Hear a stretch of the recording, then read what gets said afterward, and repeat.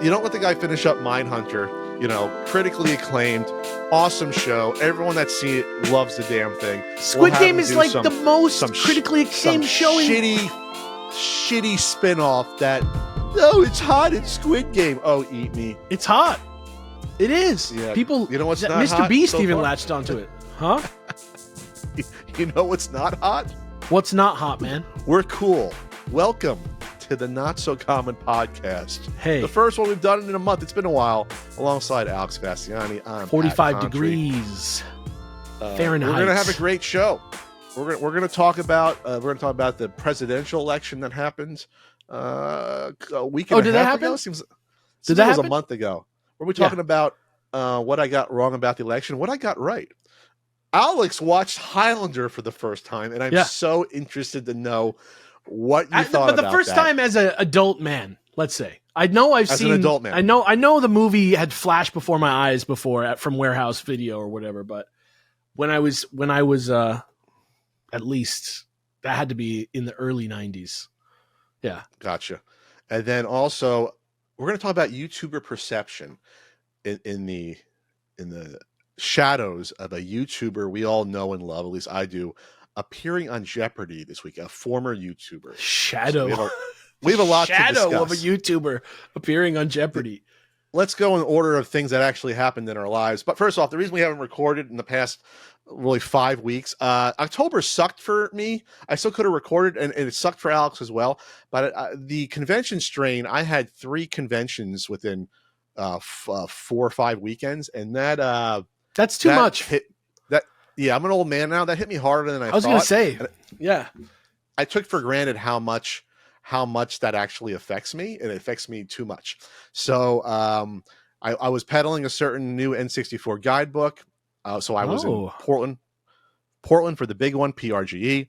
Then I went to Syracuse, and then I finished it up in Texas. So I was like 1 weekend on, 1 weekend off, 1 weekend on, 1 weekend off, 1 weekend on. And so when I got back, I had 4 days before Halloween to edit the new Pat the NES Punk video that I did shoot before Halloween. And you made it, and it's out. It's out. I said to myself, I'm 30 years old again. I'm 33. I have the energy to do this. And for 2 days, I was so numb and tired, I couldn't even operate. Don't say my age 2 years ago as the age where you wish you were young again, because that makes me feel old, young. I don't even know what that makes me feel. I was a machine until I was probably 37 years old. I was like a machine. I had all the energy in the world. That was like probably the last year. Honestly, my physical prime probably went until 37 as well, before things starting to hurt more in my body. So that was like my life. I'm more like a medieval wooden machine, but I do a lot of work.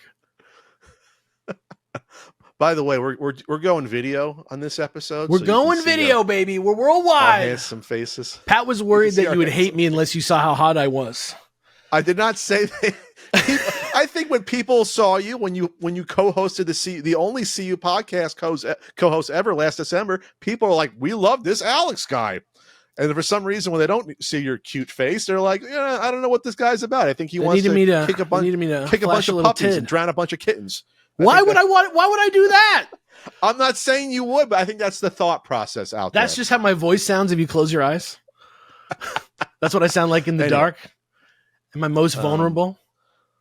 How was your Halloween? Mild. Like, actually, I had a great Halloween. Like, we ended up going to our friend's house, and it was great because we watched Over the Garden Wall, which is like a great tradition, like a beautiful little piece of Americana. We watched Creepshow, which is another kind of beautiful piece of Americana. Never saw that one. Oh, it's worth it just to watch Stephen King like do a great job in a horror movie. Like a great job. It's his whole thing, obviously, but like he was just fully in it. Also, he crushed it. And it's really gory. It's good. But the point is, before we did all that, we set up like a whole situation with like Play-Doh and little mini dinosaurs and fucking spiders and shit and blow pops and Kit Kat bars that kids could like fucking take. You know what I mean? Like actually like legit loot for trick-or-treating. And there was not one single child.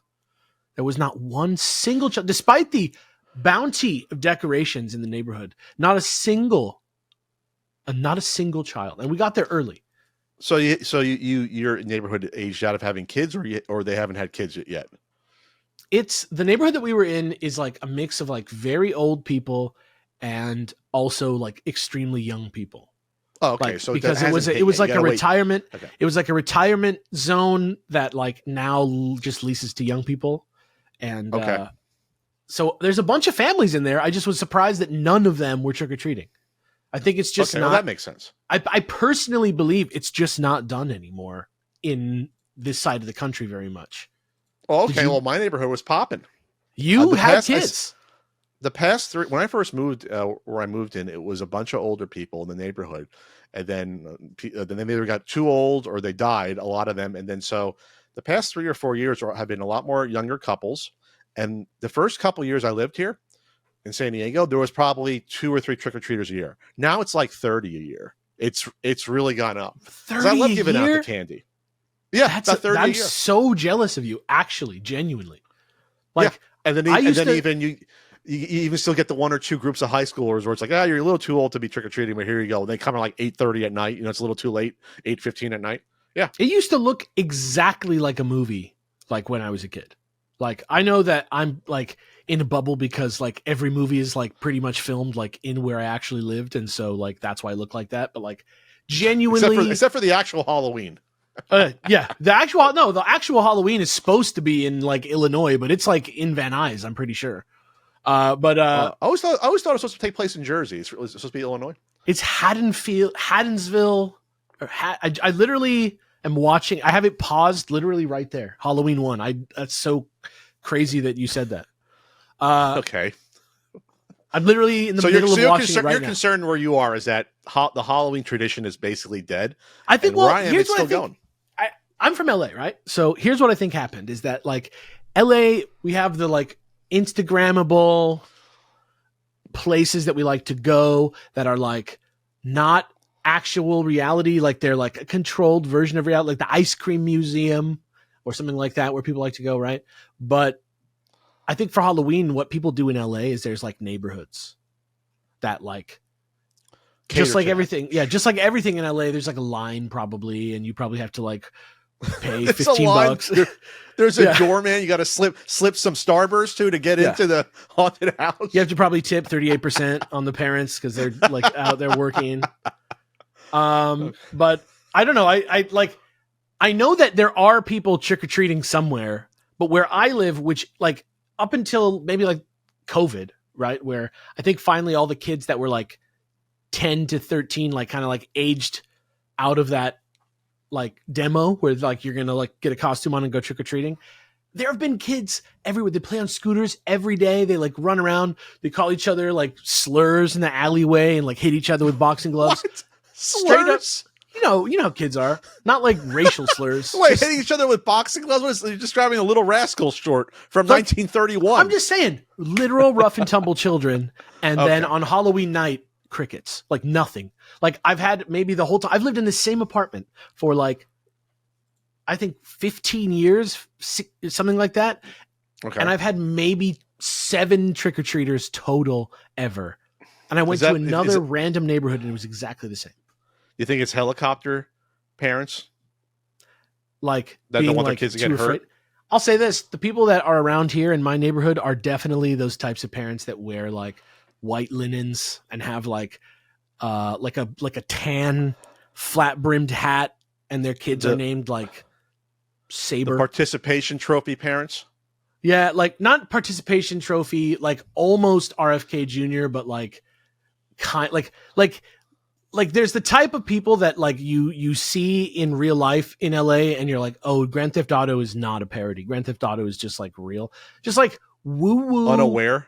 Woo-woo, ignorant, uninformed, like new age, like crystal parents that are like. When you said RFK, I was like, where are you going? You're saying those like supposedly super like hippie folks that are actually really just over the top ignorant and super scared about stuff.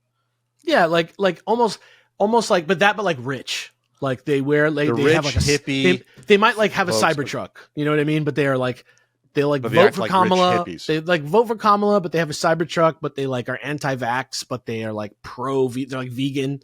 Like if you're not from here, maybe you don't understand how those types of people are, but there's like an LA type of person that's like that.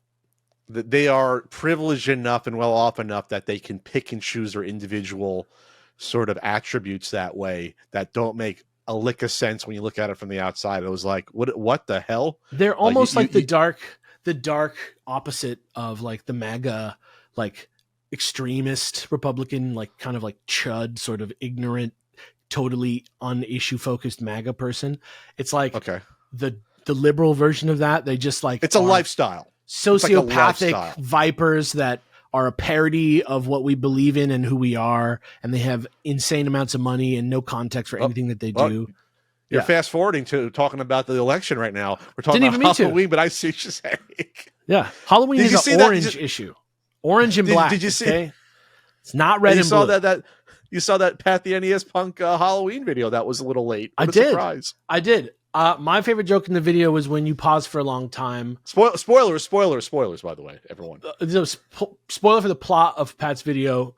I just liked, there was one time when he did a bit from one of the games that he was referencing, and he realized that there was no one to react to the bit, and so he held it for a really long time. That's my kind of joke right there. You like when I break sort of that expectation fourth wall when it comes to those things? I look, just as a YouTuber, as a fellow YouTuber, I've put in my time, right? I've written my share of silly, ham-fisted, jokey YouTube scripts.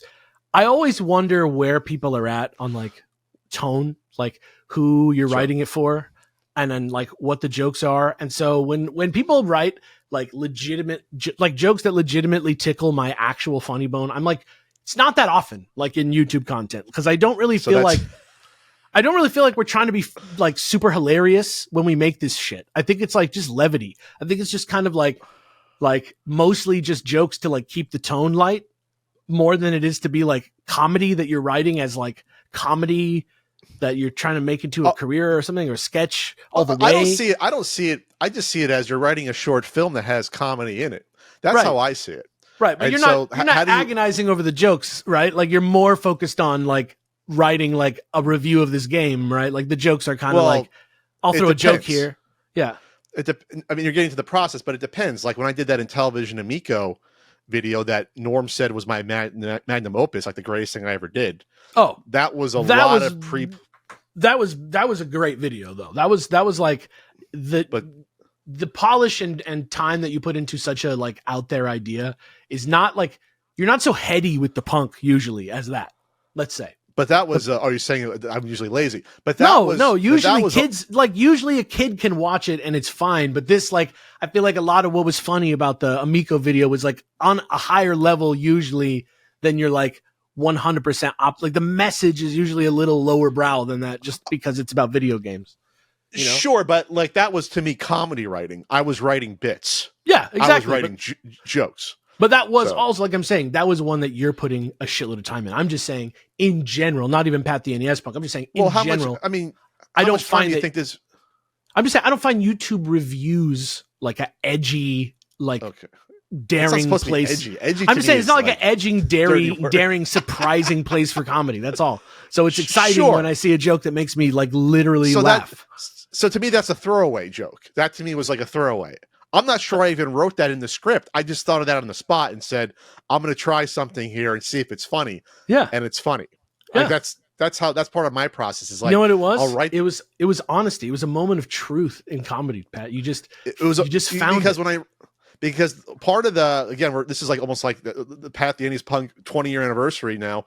Part of the tone of the punk videos is that there's a tone of knowing how absurd it is to do video game reviews on the internet. That's part of the panache of the character. So that's like, what if I really meant I'm going to like wholeheartedly do It's Morphin Time and then cut away to the review? That would be hacky, but that's what you would expect in a review like that, going back in time. Like the review to go, It's Morphin Time, like unironically, right? So but like, here's what I'm saying is like, okay, like look at like, let's say James, because there's not many people who are in the same exact class as James, but like you were like at the same time in the same circles as James, right? So it was really was like a scene, right? And so like let's compare it, and this is not a good comparison. The Mercy Beat scene of Liverpool and stuff, like the Liverpool like Beatles rock sound that like took over everything, right? Those bands weren't ripping each other off. Like, we don't talk about it like, oh, these guys are all ripping each other off. This was just a scene, and it has like kind of like tropes and stylistic flourishes that are common, like in that culture. And so like there is like a tone to YouTube review comedy to me. There's very few YouTubers that diverge very much from a sort of central tone. Even I, like when I did The Decks, which was a lot more of a ham-fisted type of sort of heightened melodramatic show, I always just think about that. I always wonder where people's heads are at with the humor. No, that makes sense. And then I had one person comment, not that the comments were mostly bullshit, but they said, "Oh, it's a shame because I like Pat."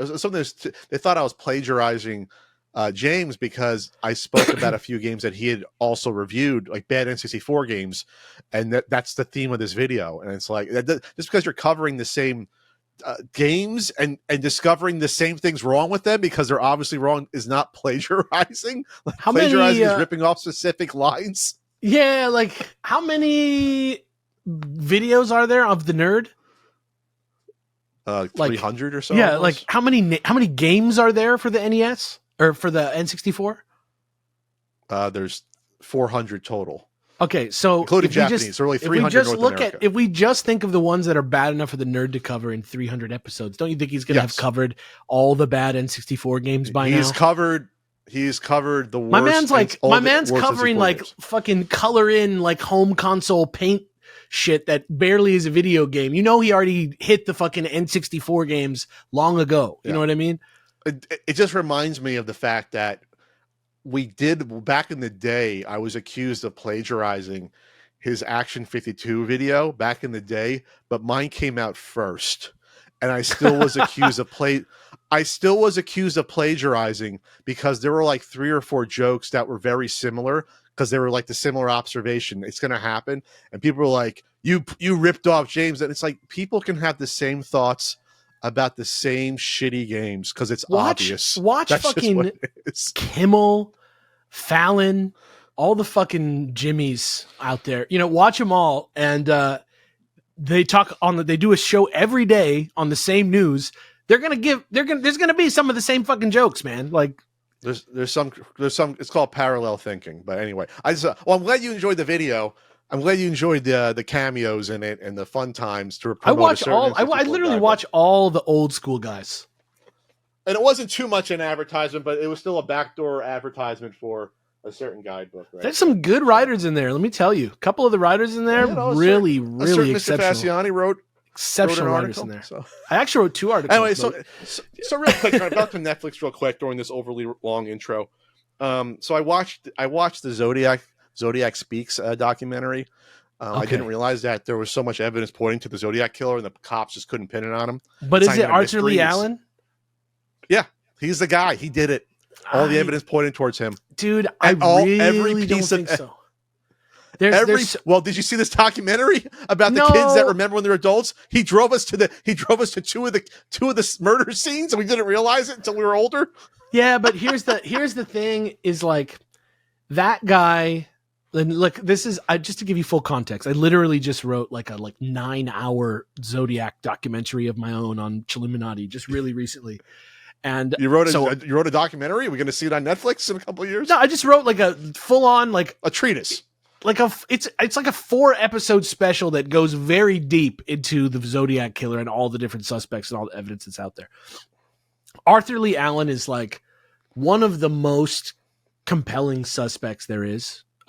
That's out there, like for reals, like especially like if you start to dig a little deeper into it, read his interviews. But there's an angle to it that he was kind of this guy who loved the idea. And as somebody who watches Mindhunter, I think you can maybe see this, how the notion of being suspected to be the Zodiac killer was very exciting to Arthur Lee Allen. And so Sure. while genetic evidence and stuff like that have exonerated him from a lot of these crimes, like even if he did do one of these crimes, which I don't personally think he did, I have another suspect who I like, but I'm not going to get into that. My point is, even if he did one of them, there's no way he could have done all of them.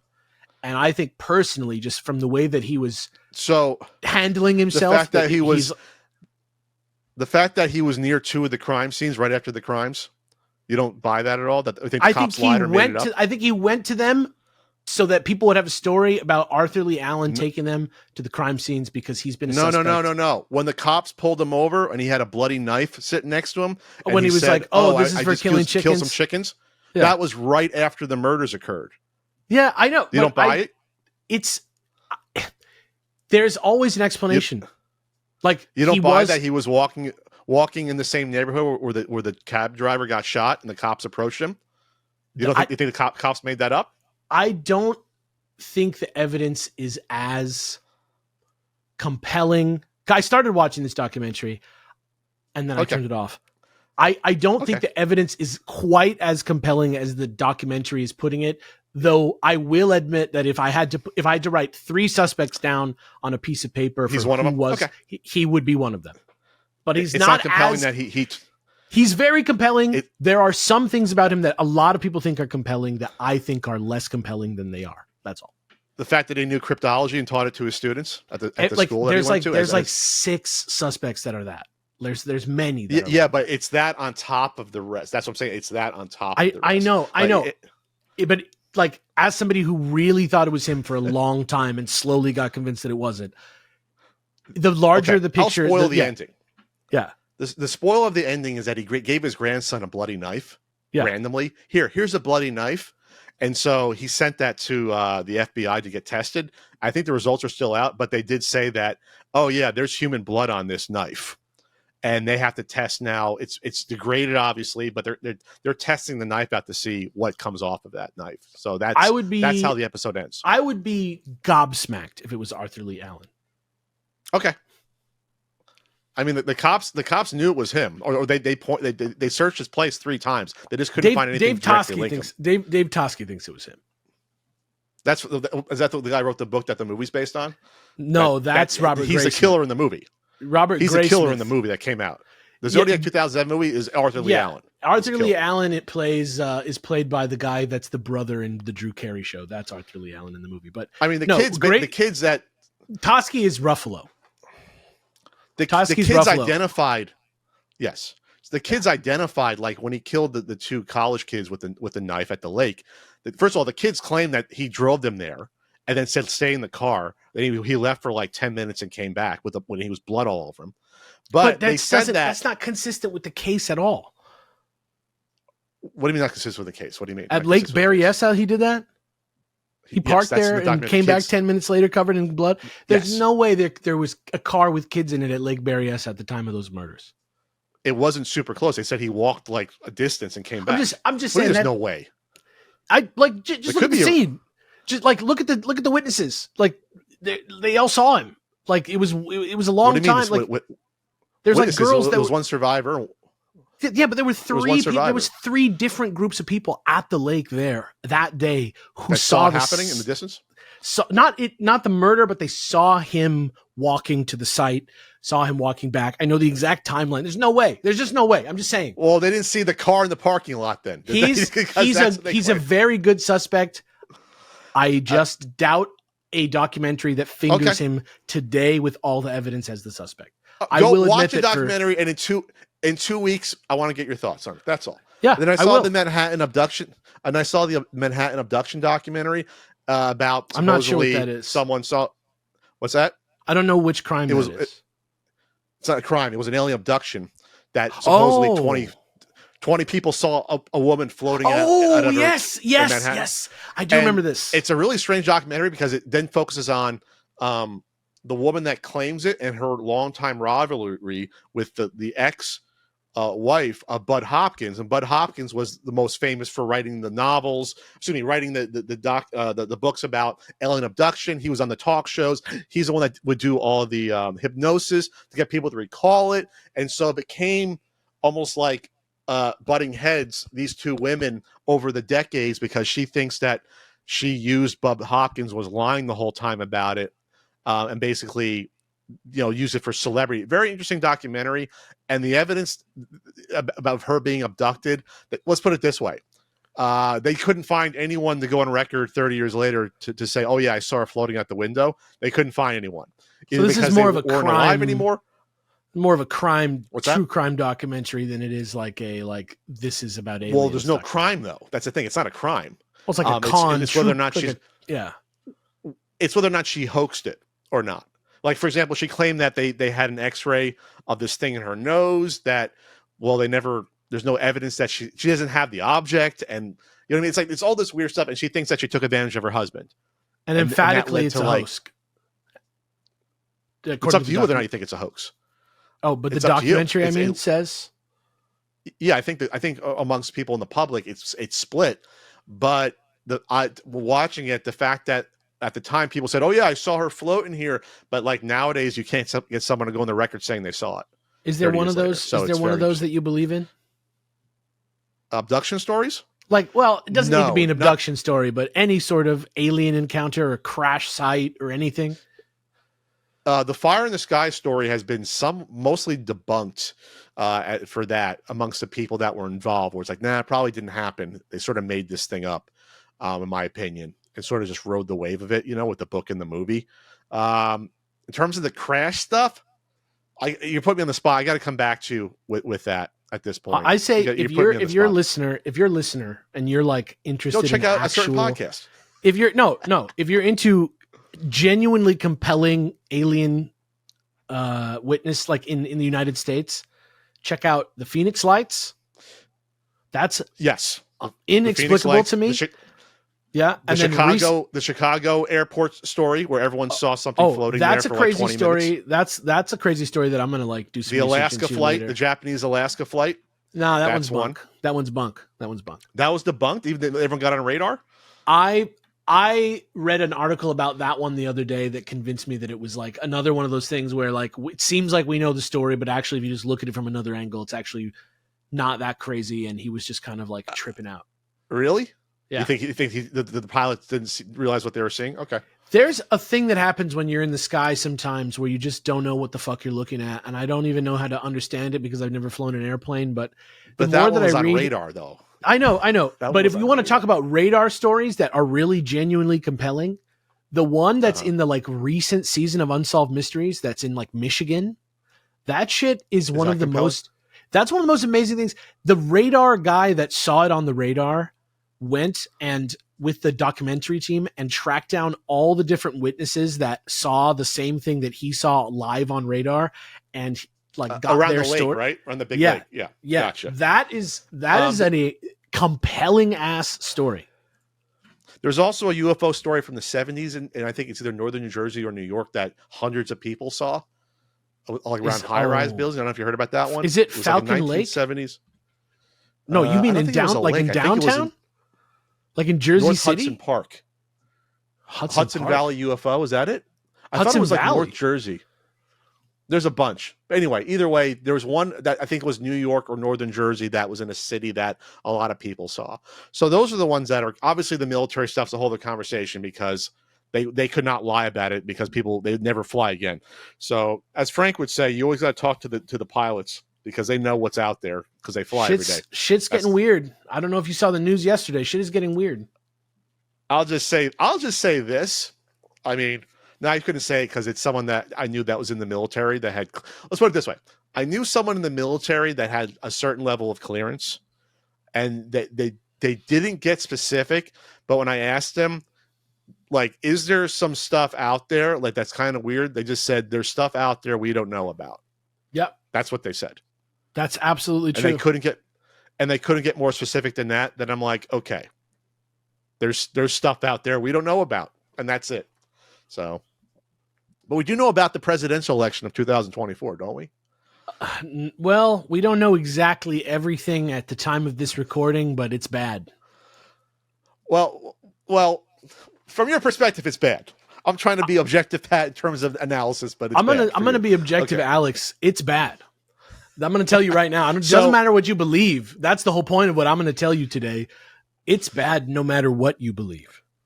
So I'm looking at the numbers. So I try to our last podcast, which was 5 weeks ago at this point, I try to predict the election, and I was right and I was wrong. So what was I right about? I was right that abortion would play an issue, not sizable enough to get voters moved. And case in point, look at the Florida election. What happened in Florida?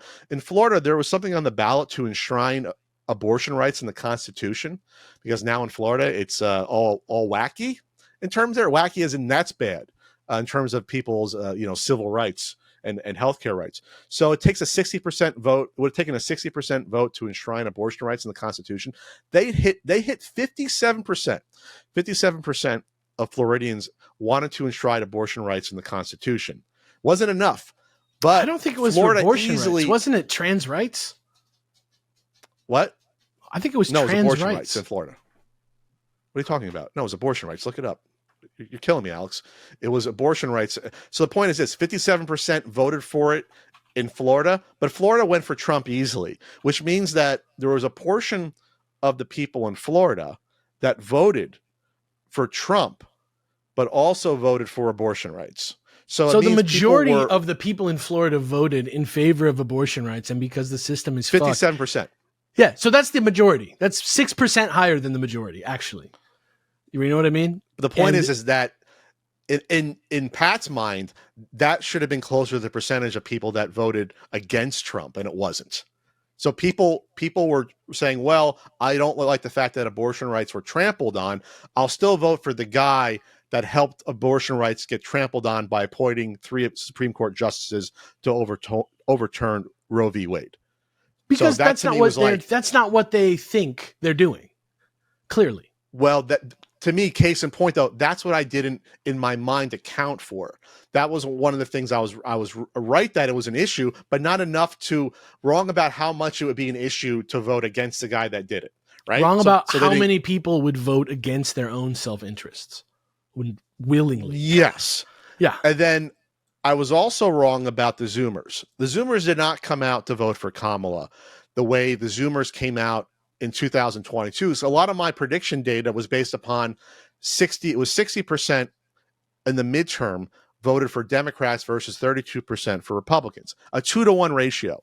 This election on the exit polling, it was only a 1.25, 1.25-to-1 ratio, Democrat Zoomers versus GOP Zoomers. So we're talking it almost halved in 2 years, which either means that the same amount of Democratic Zoomers didn't come out, which is likely what happened partially, or some of them switched over, or more GOP Zoomers were developed on that side in the past 2 years. So that floored me when I saw that data.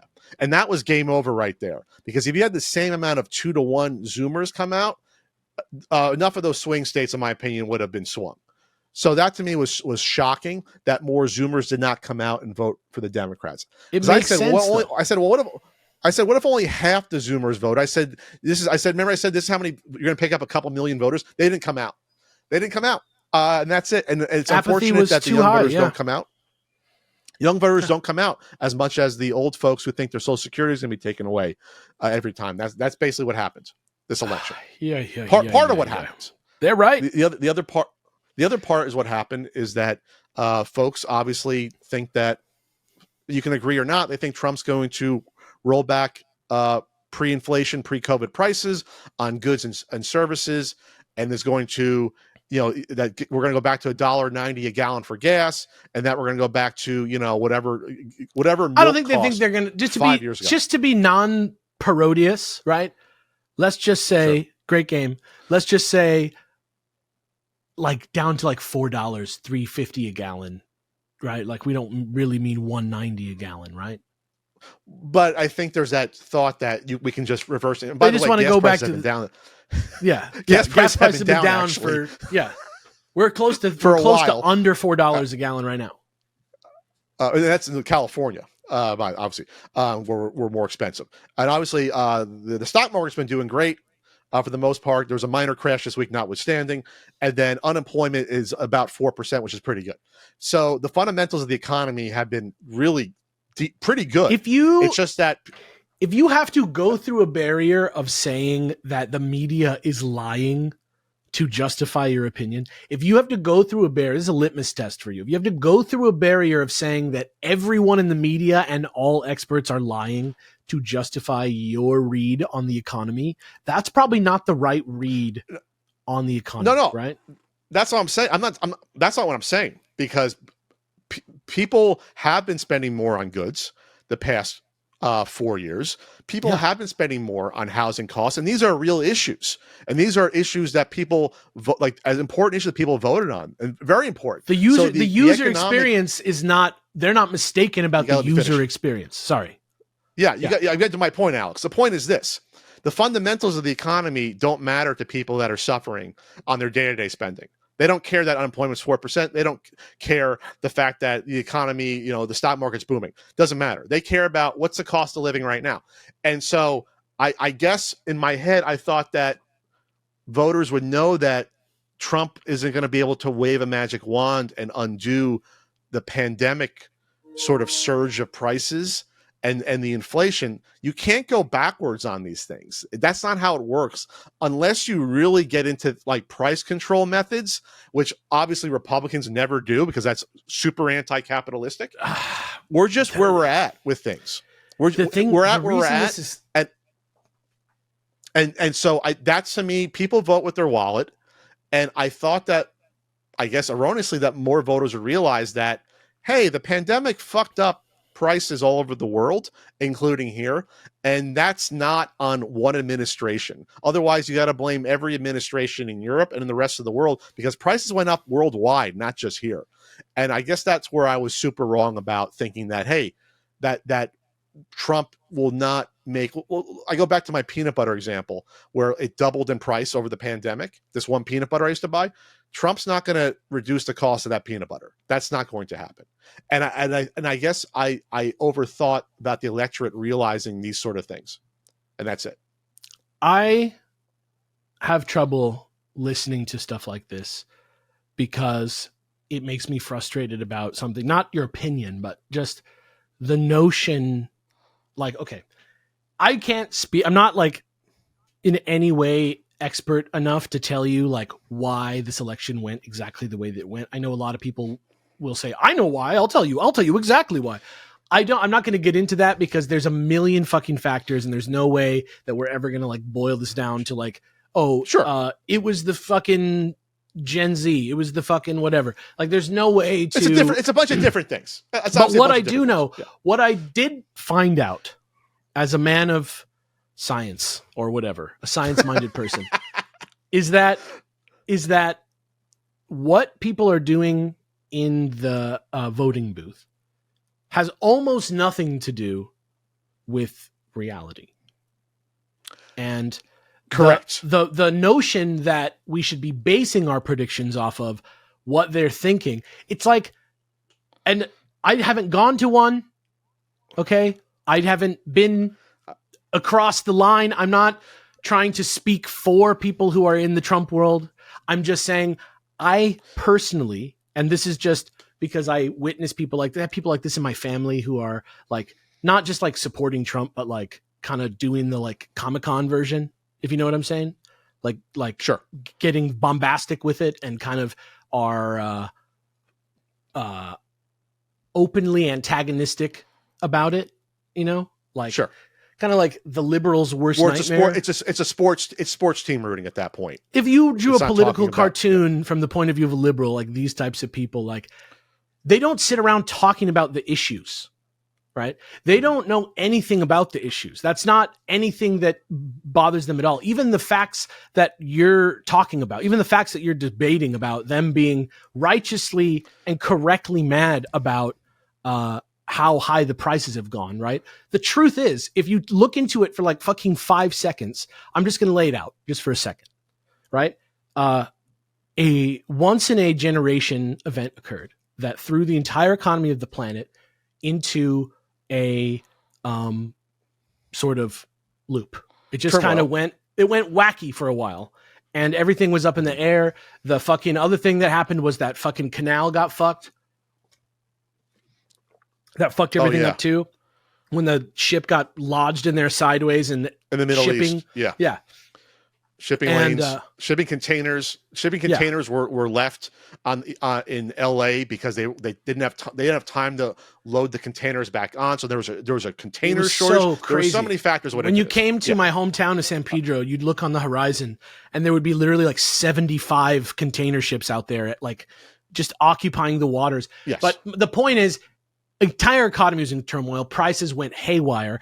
And when that happens, everybody who it happens to who is not the companies is like, oh, everything, I just need to get back to balance. We just need to get back to equilibrium. Everything needs to make sense again. That's what I want. And the companies go, oh, wait a minute. We have an opportunity here to maybe, come back with slightly higher prices, because how low can we get them? Well, they'll feel like they're lower, but we can still make money. And Biden straight up. How high can we wait, hold no, on. How little do we have to lower them before they feel like it's a dip back to normal where we're still making more money than we need to? Oh, that's after they raise them, you mean? Gotcha. That's why a footlong at Subway now costs like $16 or some shit like that. It's like Jersey Mike's is cheaper than Subway. There is no economic reason for that. Jersey Mike's is a better product than Subway in every way. There was no economic reason for McDonald's to double and triple their price of their burgers. We know that. And now, as these companies are lowering their prices and offering things at smaller versions of things, like candy bars that shrink over time, like Biden's out there saying this. Biden's out there showing the data. The data is out there to see. If you care about this in a meaningful way where you want to know why it's happening and you're going to go out there and change it, you're going to encounter this information, right? So that's how I know that the people that vote against this shit are, misinformed. And I don't believe they're misinformed so much as they're just taking whatever information they need, like a call center in India where the person doesn't speak English and needs to press certain buttons to say certain things in English to you. They have little responses in their head that they say. Basically, it's a structure that they've built around themselves to protect them from the fear that they have of the world moving on without them, and et cetera, et cetera, et cetera. Like that's the mindset of the person who votes against their own self-interest, which is a large proportion. I'm not even talking about. I'm not going to even opine about like how the voters individually think or on large. I'm just thinking about like what's the message being sent, because like you said, it's perception drives voters more than reality does. It's education, the perception of what's going on. It's an education issue. Yeah, education's a whole other issue. But it's the perception of what's happening and how much knowledge, the type of knowledge they're receiving versus what's actually out there. So looking back to me, I talked to my friend, comedian Joe DeRosa. We talked about the election. He had his opinions on what lost Harris the election. My opinion is what helped lose her election was when she did that interview and she was asked by the interviewer, what would you have done differently from, Joe Biden in the past 4 years? And she said, I couldn't think of anything. And that's where they really did commercials off of that, because obviously, well, then if people are in a bad spot or think they're in a bad spot or want to get in a better spot, they'll say, well, then it'll be 4 more years of the same. What she should have said, and maybe they wouldn't have allowed her to say at the DNC, is that, listen, I'm the vice president. I have limited constitutional powers as a vice president. I serve on the behest of the president, and I'm the president of the Senate. That's my real responsibility. I'm the president of the Senate. Basically, the vice president is a backup quarterback. The backup quarterbacks, they know what's going on. They're there day to day, but they really only have power if something happens to the quarterback to step in and run the offense. That's what a backup quarterback is. That's basically what the vice president is. Sure. They're there. They know what's going on. They get the daily briefings, but they really have so little power to do anything day to day. So, but she can't say that because the DNC chose her. She can't throw the Biden admin under the bus. She can't throw Biden under the bus. That'd be terrible. So, but I would have said, listen, I'm the VP, and of course there's things I would have done differently, but out of respect for the presidency and to Joe, who I've worked with, I can't verbalize this right now, but they're saying, but even that would upset Democrats. I disagree with that because it's a tough spot. It's not true. Like Biden's record is good.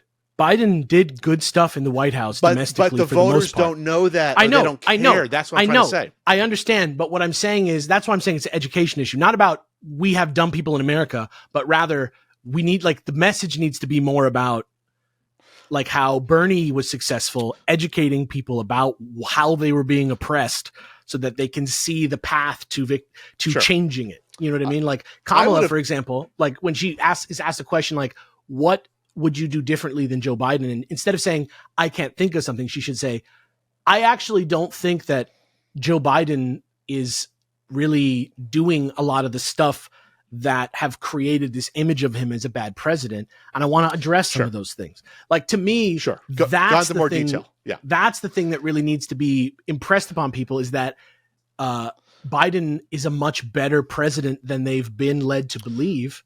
And also that, capitulating to the notion that he's a bad president because that's what they think, I think personally is what's getting us into this situation is that type of thinking. It's like people want to go the easy way rather than the hard way, Well, here's the thing, but the hard way is we have to educate people better and fight against propaganda. That's going to take decades. That's not an easy.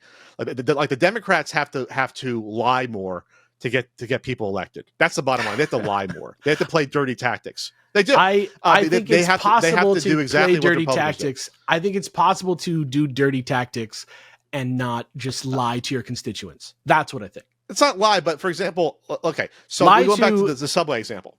Yeah. I would have said, this is what I would have done. This is what I would have done if I was Kamala. I would have said, you know what?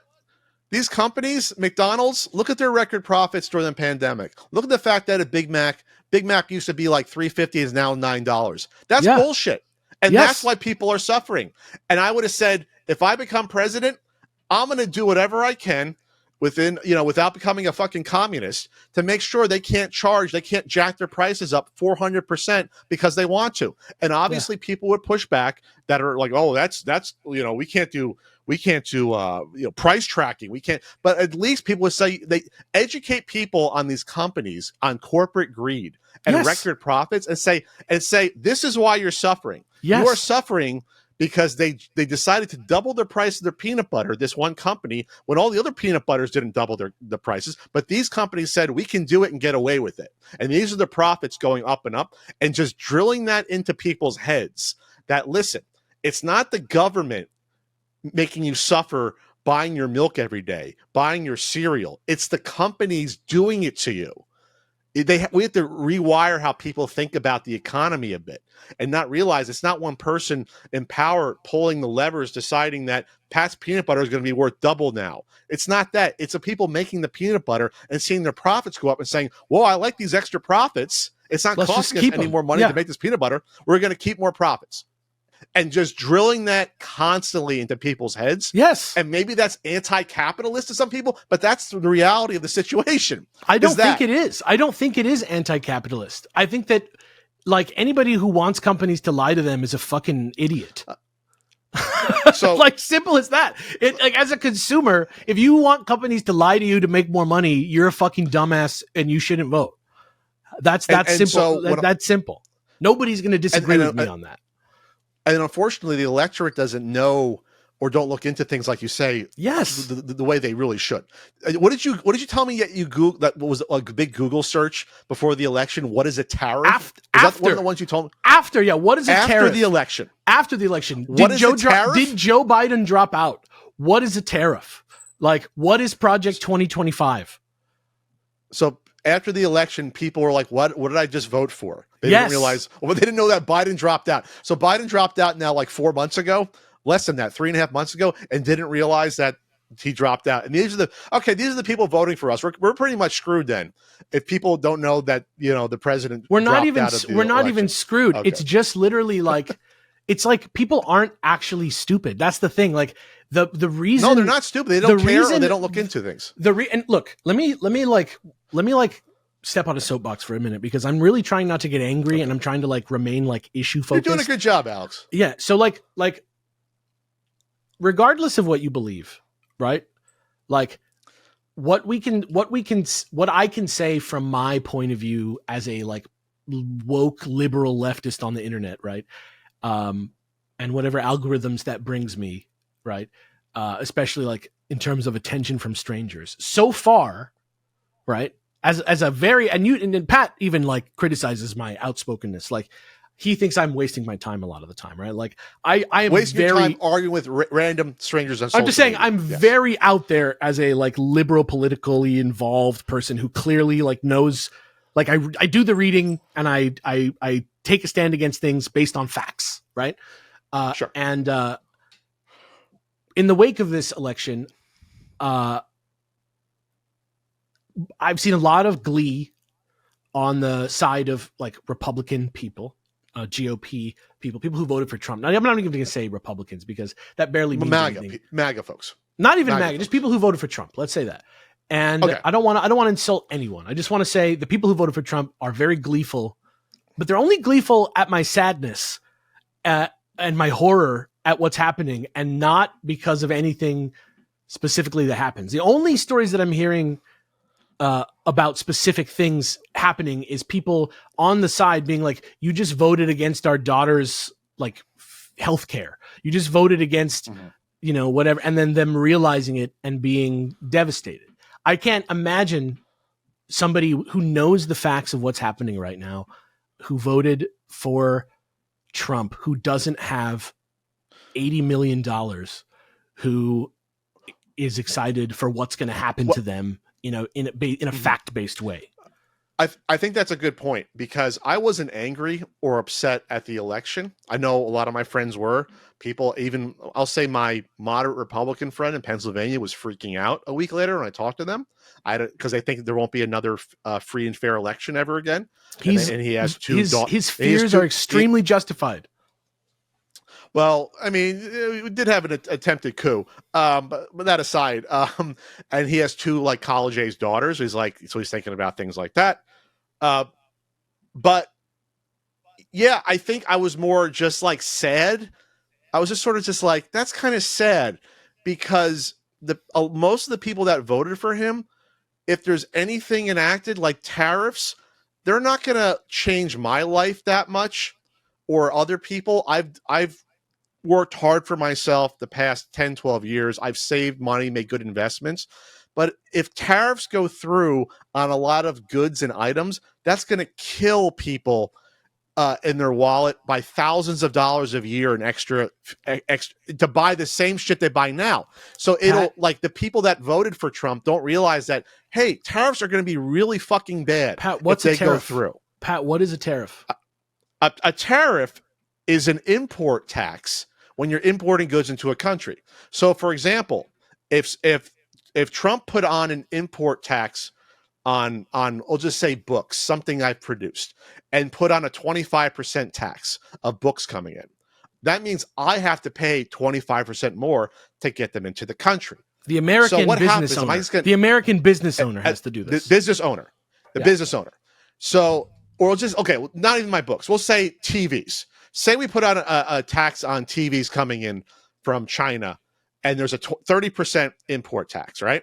So let's say Best Buy's ordering a bunch of TVs to sell in their online and in their stores. 30% now they're paying more for TVs that get them into the country to sell them. Do you think Best Buy is just going to eat that cost, or are they going to charge more to make up the difference to the end consumer? Yeah. The answer is they're going to charge more to make up the difference. The notion, the Republican notion is that they're going to inspire American companies to fill the product, to fill the gap. Yes. But realistically, there is no evidence that would ever occur because there's no industry for that. There's no structure for that. We can't do it. We economy don't make depends. a lot of these things anymore. Yeah. The economy depends on these relationships. Yes. So tariffs only work. There's two things have to happen for tariffs to work. One, the international item you're tariffing, we also have to produce it in the same quality and the same quantity needed to fulfill the needs of the American consumer. That's number one. Number two, we are not exporting something from our country to that country we are now in an import-export war against that they cannot get elsewhere and then fuck over our exports. Those two things have to occur for tariffs to work for that one nation. Unfortunately, this is not 1937 anymore. We have a global economy. So what happened was we had a bunch of tariffs in Trump's first term. What did they do? What did China do? They then tariffed things back to us to fuck us over, including soybeans. So if you remember this was pretty big at the time because at the time, if you know a farmer, you must remember this. We exported a ton of soybeans to China before Trump got into office. What happened was China, this is what happens when we get into trade wars. No one ever really wins overall. China then had their own tariffs against our exporting of soybeans, that it became too expensive for then the Chinese importers to do it. But you can get soybeans in a lot of different parts of the world besides the U.S. So what happened was the soybean farmers took such a big hit that the government, the Trump administration, had to bail out the soybean farmers. $22 billion were paid out to soybean farmers. 22 billion with a B because of the tariff wars.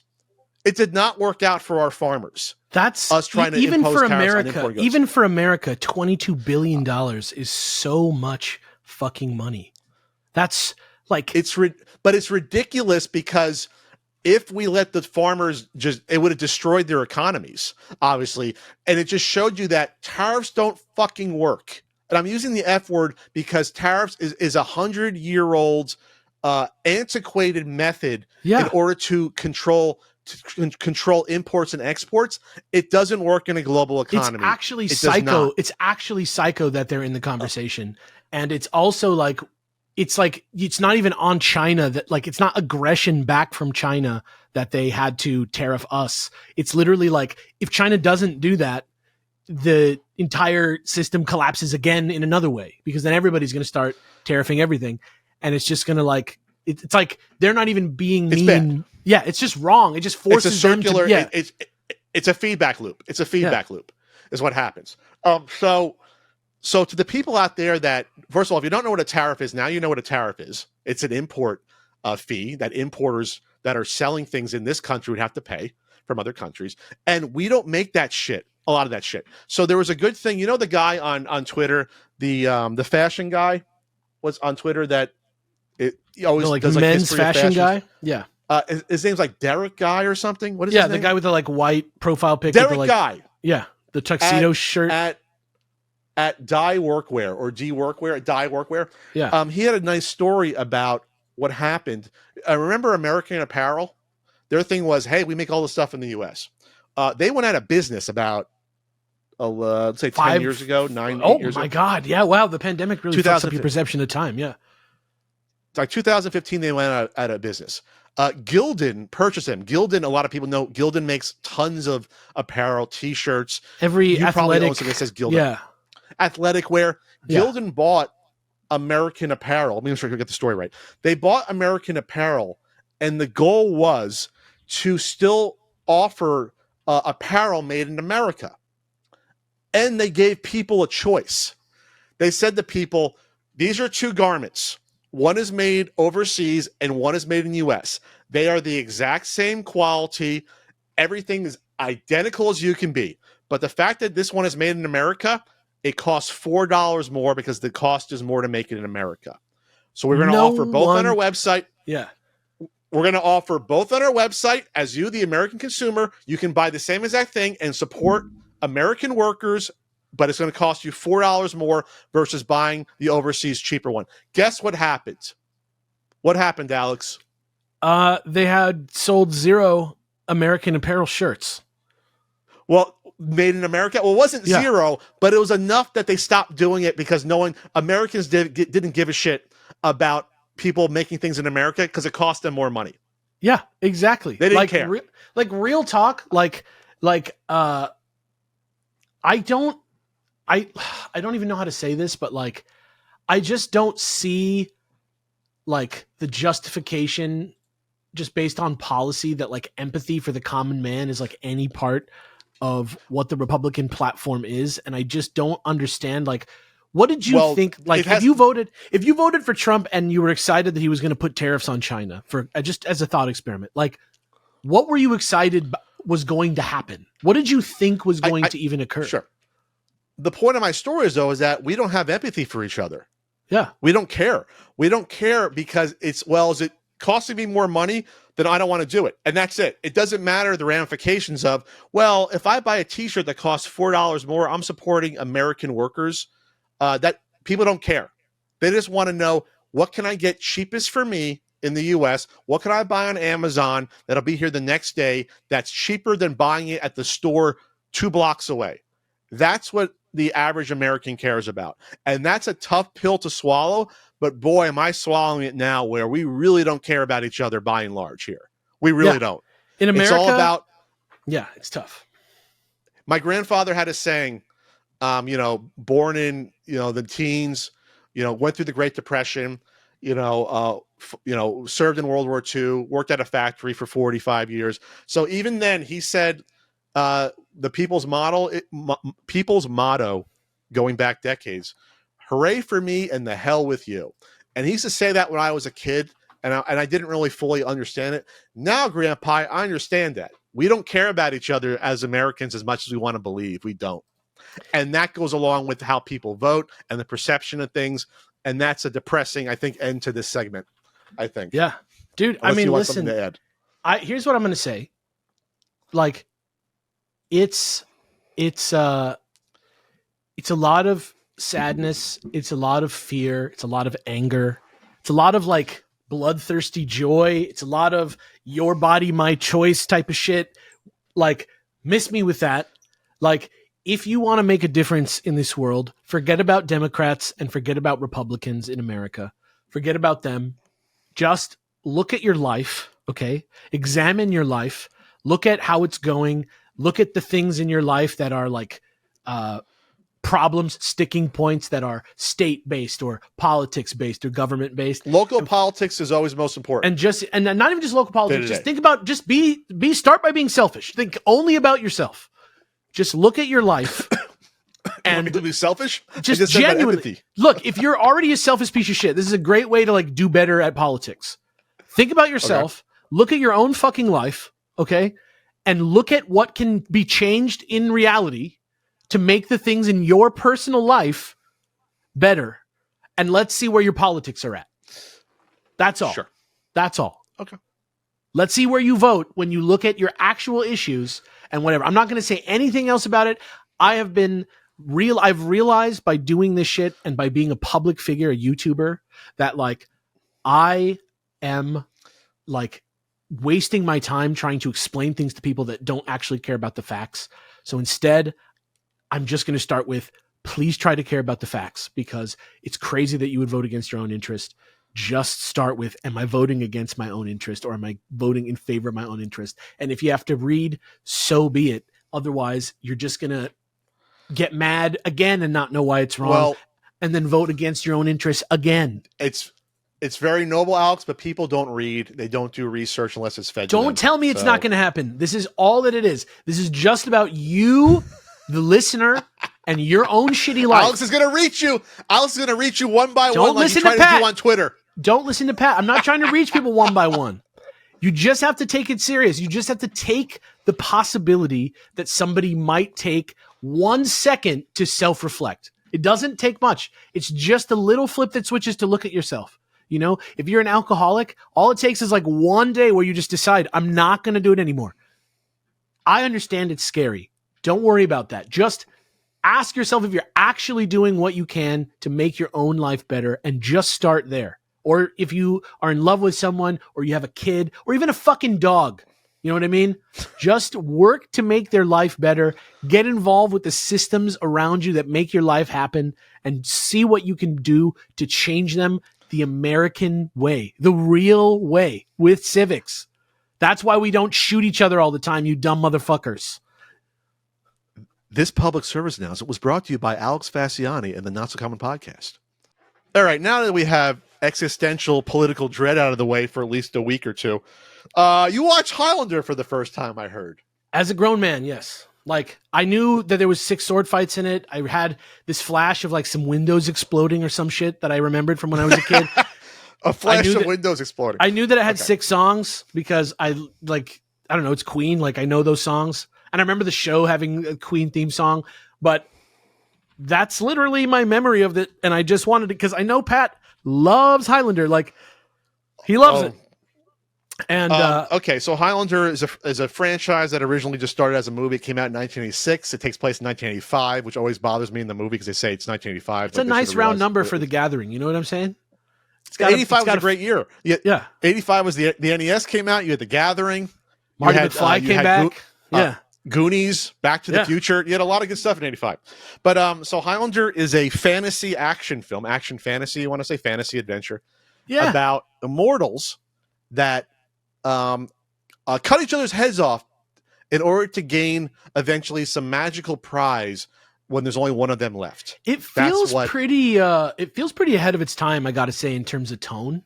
Like, fantasy stuff, like the only stuff that was like this tone with fantasy, like at the time in my memory, was like stuff with like fucking in it.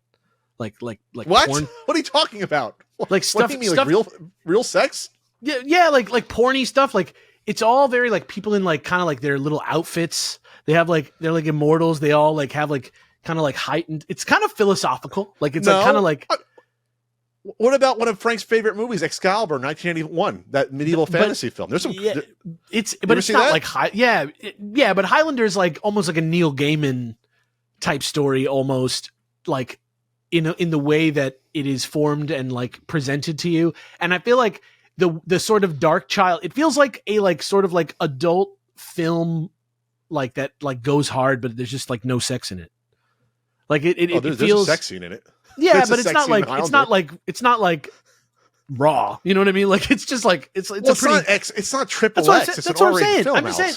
I'm just saying the essence of this movie for the 80s, it feels like a little racy and a little bit adult, and like you'd think that if they did a movie like this about like dudes that live through time in different time periods with Sean Connery and they cut each other's heads off, that it would be more of a rollicking adventure tone. But it's like an emo sort of like.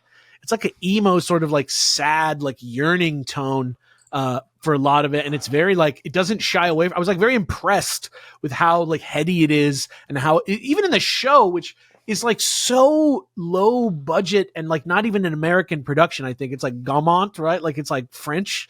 It's French and Canadian. Yeah. Yeah. Like big Vancouver so you watch how many episodes of the series? I just watched the first episode so far because I just wanted to get a little taste, but I understand what's going on. Okay. I do have a functional question about what's going on. First of all, I'm just going to tell you, it's on the board now. If we start a Patreon for this podcast, we're doing Highlander watch parties together. We're watching episodes in the series together. I'm dead serious. Okay. We're doing that. All right. What's your functional question? I am a Highlander. I don't want to say expert, but I know a good amount about the history of the series. A good amount about the movies, not everything. I just wanted to uncover this blanket and let this side of Pat run wild because most of my geeky stuff is popular stuff like retro video games and Nintendo. But Highlander is so niche, even amongst geeks. It kind of always was shitty too, so there's not a lot of anger towards it. No. It was never always shitty. You had a good 6 years in the 90s because the show was outstanding. I don't mean it as a roast, but just like as like it wasn't like it's kind of pulpy more than it is like pop. Like Star Wars, for example, is like devastating when it got bad because it like ruined like a national movement. But Highlander is kind of like more kind of for the nerds already. It is pulpier, but I want to get your thoughts once you get to like season 4 of the show, and you're going to be like, Pat, this is really good. This is a lot better than I thought it was. I'm already surprised at how much like philosophy and stuff is in the show. Like so much of the show is just about like how they feel about being alive this long, which I'm interested in. And the show gets into that more and more on an individual basis about, hey, what happens to this guy?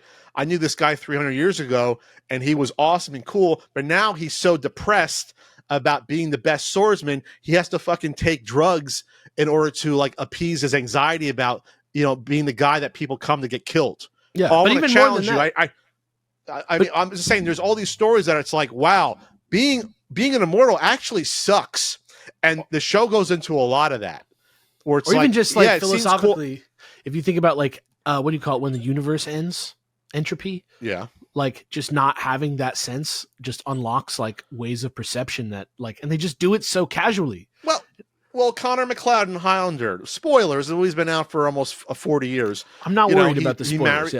He marries Heather, but because he's an immortal, he can't have children. And of course, he's going to live to see her grow old and die in front of him. And that would be fucking devastating if that actually happened in real life. Maybe the first time.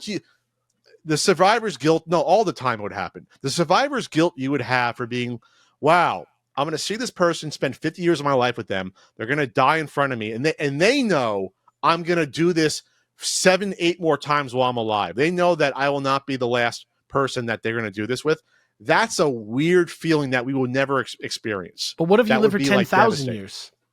What's that? What if you live for 10,000 years, right? Well, watch the series and you can get into that. That's what I'm Maybe saying, not like 10,000, but close enough. Yeah, but I'm just saying like that type of philosophy, like even less about like the plots of the episodes and just more about like when life's structure as a human ceases to have meaning because you're immortal and like, you know, how everything is based around like your life cycle and everything, like it just fucks your whole thing up. Yeah. And it's there even in the first sure. movie, which is crazy. It's crazy that that's in the movie. And your friendships change, your relationship to how you see the world changes, and there's a lot of that in the series that I won't give away. But since you have 22 episodes, 24 episodes a season, you can really get into that with recurring characters. Yeah, like okay. You can really be like, yeah. So wait, so here's the question: the prize. Here's the question. Okay, the prize. The prize. If I understand this correctly, forgive me if I don't.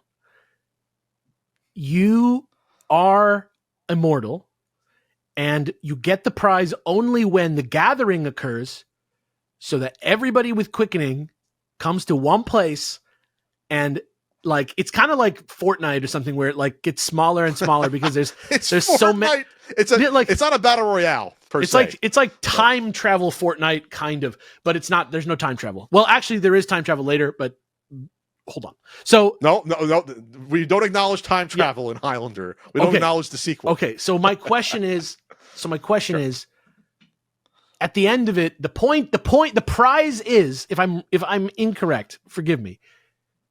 All of it, all the quickenings, right, is the prize. Every quickening there is. You are getting this almost the sum. It's power everyone. And knowledge of everyone.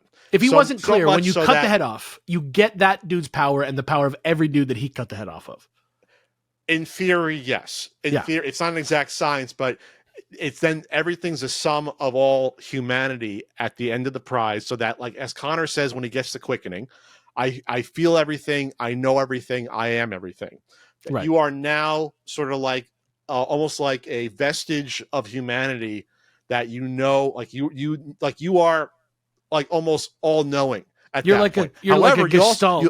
You also become mortal at that point. You're no longer immortal. Yes. So that was my question. So first of all, Connor McLeod is in the first episode of the Highlander TV series, show, which came out. It was on from 92 to 98. 6 seasons. Syndication. Is he mortal? The series did a great job of retconning the first movie so that they referenced the stuff that happened in the first movie in the pilot, but they realized that, hey, we have to do a show with a lot of immortals. So there's a lot of immortals and not just Connor left. So the first movie basically it's a different like tangent timeline where the events of the first movie kind of occurred. Connor kills the Kurgan. They have a mini gathering in 1985 in the movie universe. That's part of the series universe, but obviously the Kurgan and Connor were not the last. If that makes sense. But then that's what they did. But then, so it's a different universe, kind of. It's like a timeline split then. But it's a different continuity, correct? But let's say this. Yes. So what's his name? Duncan McLeod. Duncan's the new one. Yeah, he was born about 100 years after Connor. Yeah, 1592 in the Highlands of Scotland. And so the notion is that Connor, between when we see him with, forgive me, the Egyptian guy, and that guy Ramirez. Their story ends together, and like now, sometime between then and now, he met up with Duncan MacLeod and like did the same thing for him. Okay, but then he trained him. But then sometime after that, after Duncan is now as Highlander as Connor, both. Well, I mean, Highlander is just where you're from. I know, but let's like Luke in Return of the Jedi now, right? Like he's a complete Jedi. Jedi training is complete. He's a complete immortal. So after that time, right? Because now Duncan and Connor are basically like even Stevens. They're both like good at fighting and shit. So after that time, Duncan just decides, nah, I'm actually not playing anymore, guys. I'm good for now, so you don't come kill me. Well, they reveal in the flashback in that first pilot about there's someone he's holding. Yeah. And like that, what happens in that pilot in a later episode, about 2 seasons later, they flesh all that out with that it was a Native American woman he's holding. And so they kind of flesh that out. And then, so that's when in the pilot, they say, well, he's going to disappear from the game. But you can't disappear from the game because there's always immortals that are going to find you. So they had to massage it. They had to sort of massage it a little bit and realize, hey, we have to have. So is he mortal? So wait, is Connor mortal? No, he just didn't get the prize. Duncan has been immortal for 400 years. No, like but Connor. Okay, so Connor, when he killed Kurgan, it just in the series universe, in the TV series universe, Kurgan and Connor were just immortals still. There was tons of other immortals, and he just kills them, but it's not the end. And then he says, "There's no prize. There can only be a few left." Yeah, think of the movie stuff as like, yeah, that kind of occurred in a similar way in the series universe, but it wasn't all the same shit at the end. And all, like, just think about that. That's all. Okay. So what? But then how many? So they thought, did they think it was the Gathering? You have to. This is why people get confused. No, but this is a really specific question. I'm just asking about where the divergence is. You're asking the questions that everyone asked on the alt.tv.highlander news group back in 93. Yeah. People were asking the same questions. So the TV series is an alternate continuity that includes. It's an alternate continuity that includes events that happened in the first movie. That's the answer. Okay. That's it. Okay, but the events. That's the answer. It's not all the events. It's just whatever ones are convenient. The immortal shit that happens. We've never seen it. 1985. It's just similar. Huh? We've never seen it. It might not have happened at Silver Cup Studios. It might have been some other thing. It's just they like reference. He killed a guy called Kurgan who was not. I'm sorry. It wasn't the first episode, but there is an episode later on where they reference Connor killing the Kurgan in New York City. So that makes the stuff that happened in the movie happened in the TV universe. Okay, except what my question is like when he killed the Kurgan. There was no prize in 85. Was he thinking? I don't know. Now you're getting super nerdy and you're starting to freak me out because I gave you the answer three times. I'm just trying to figure out what you're saying exactly. I'm just trying to clarify. I understand what you're saying. It's like the movie stuff, like when you're watching the movie, don't think this stuff happened in the series continuity. Think this is the movie, and then some of this may have happened in the TV universe. Okay. That's now second question is second question is Duncan goes away from the game for a little while and comes back. Right? So the only reason that he's away from the game is just that like nobody showed up to kill him, or did he turn off his on-air light? Like how did he? Well, in the series, you see him. He was because he saw a Native American village getting wiped out. Right? They show that in the pilot. Yeah. They don't go into the details. Like I said, they go into the details in an episode. I think season 2 or 3. They go into that. I think it's like season 3. They go into that, and it's a good episode. And so we'll just put it this way: they realized, the writers, that we made a mistake. We have to show Duncan between 1870 and 1992 doing shit. So they have him in other parts. You don't have to worry about that. They realize. Let's put it this way: in the series, they dropped the shit about the Gathering. By episode 4 or 5, you never hear the word Gathering ever again spoken for the rest of the series, because they realize we can't write ourselves into a corner and have it be like, hey, we're killing all these immortals, and then the gathering happens with Duncan. They drop the gathering talk really quickly. So the series is the writers.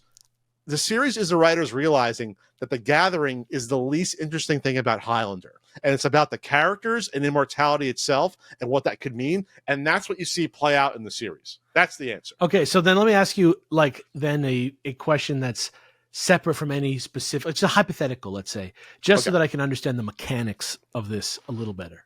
Jesus Christ. I think you know a lot more about the lore of this than, like, you're acting like I'm crazy, but I think you do know the exact. You're acting, I'm acting because I explained to you what the movie and series continuity. Right, you didn't get it. No, I do understand it. I was just asking where it diverged, right? But let's say now that it is the gathering. Let's say it just is. Okay. Let's say that the series or the show. No, just like in a hypothetical. It's. Oh, you're saying it's hypothetically. I'm an immortal. You're an immortal because it's a gathering. Yeah, okay. It could be you and me. Even the gathering. The gathering is Southern California. Yeah, okay. It could be you and me. Let's say. All right, we're chilling there, and we think it's the gathering. We believe it's the gathering. Okay, but 3,000 miles away, buried in a hole, is an immortal that's in a grave. That's immortal though, but he's not dead because he's an immortal. And he is under the ground, right? And the gathering is happening. What you just said is the plot of Highlander 3, The Final Dimension. In Highlander 3, The Final Dimension, Connor has won the prize. They ignored the second movie because it's fucking crap and insane. So it's what is it, 1993, 94, and an immortal that was buried alive gets they literally do an archaeological thing, and then Connor's now immortal again, and now the prize is back on. Wait, that's what happens. Okay. So then, all right. So something occurred then. So that's my question. So that's the movie universe, Highlander 3. It's not the series. So the rules of the movie universe are: if you miss the gathering, you just somehow.